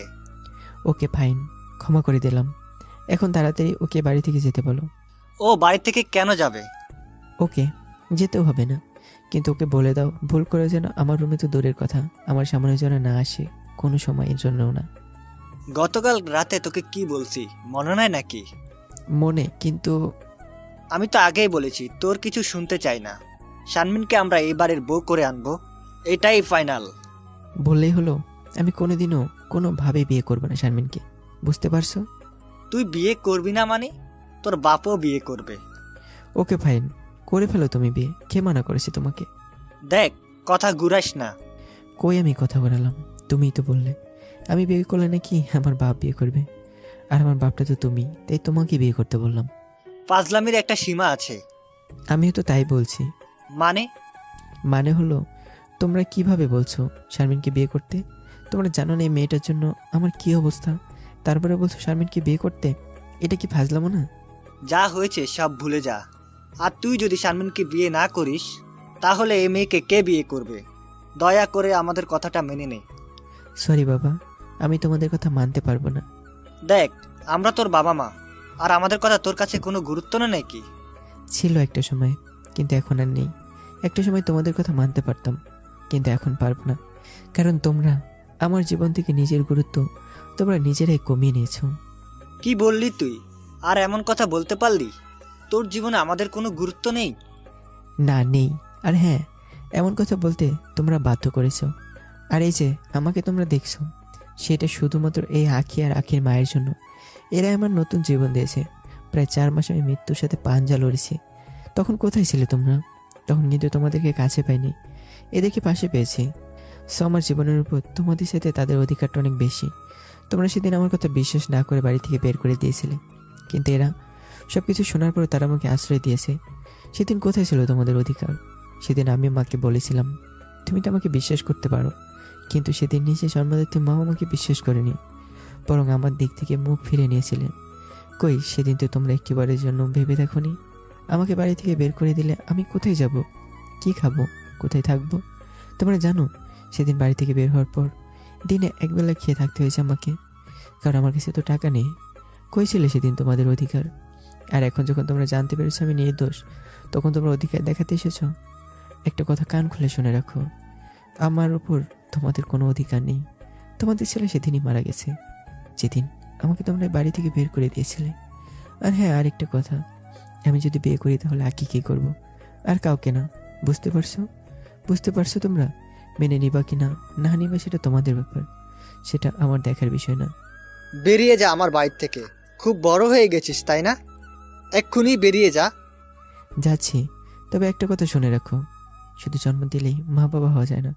শুধু জন্ম দিলেই যদি মা বাবা হওয়া যায়, তাহলে যারা সন্তান জন্ম দিয়ে যারা এই সন্তানের ডাস্টবিনে ফেলে দেয়, তাহলে সেই সব মানুষের মা হতো। যে মা বাবা সন্তানের জন্য কোনো দায়িত্ব পালন করবে না, সেই সব মা বাবা কোনোদিন সন্তানের উপর অধিকার খাটাতে পারবে না। কোনো সমস্যা নেই, আমি চলে যাচ্ছি, তবে তোমরা বুঝবা কোনো একদিন। কথাটা বলে আঁকিকে রেডি হতে বললাম। তারপর আঁকিকে নিয়ে বেরিয়ে পড়লাম। রাস্তায় এসে কিছু খাবার কিনে খেয়ে নিলাম। এই শোনো, কিছু বলছো না যে তুমি? কি বলবো বলো, তোমার পরিবারের মানুষগুলো কেমন জানো? আচ্ছা, বাদ দাও তো তাদের কথা। এই শোনো, বলো। তুমি তো আবার আমাকে কোনোদিন ছেড়ে যাবে না তো? কখনো না। তারপর অনেক কথা হলো। কথা বলতে বলতে আমরা বাড়িতে পৌঁছে গেলাম। বাড়িতে এসে মাকে সব বললাম। মা সব শোনার পর বলল, এসব নিয়ে চিন্তা না করতে, কিছুদিন পর সবাই মেনে নেবে। আর যদি মেনে না নেয় তাতে কি, আমরা আছি তো। তারপর মা একটা ভালো দিন দেখে আমাদের বিয়েটা দিয়ে দিল। আমাদের দিন ভালোই কাটতে লাগলো। আন্টি আমাকে মায়ের মতোই দেখে, আর এখন তো আবার শাশুড়ি। আর আখির কথা বা নাই বললাম। আর এভাবে আমাদের দিন কাটতে লাগলো। গল্পটা এখানে শেষ করতে হচ্ছে। এখন এখানে অনেকে কমেন্ট করতে পারে, অনেকে বলবে ভাই এটা পরের সিজন কখন আসবে, কবে দিবেন? তাদেরকে উদ্দেশ্য করে বলছি, ভাইয়া এটার কোনো পরের সিজন হবে না। তার কারণ হচ্ছে সব গল্পের সমাপ্তি থাকে না। কিছু গল্প শেষ না হয়েও শেষ হয়ে যায়। কারণ কিছু কিছু গল্প আছে, সেটা শুধু গল্পই নয়, মানুষের বাস্তব জীবনে ঘটে যাওয়া ঘটনাও। তাই এই গল্পটা এখানেই শেষ করা হচ্ছে।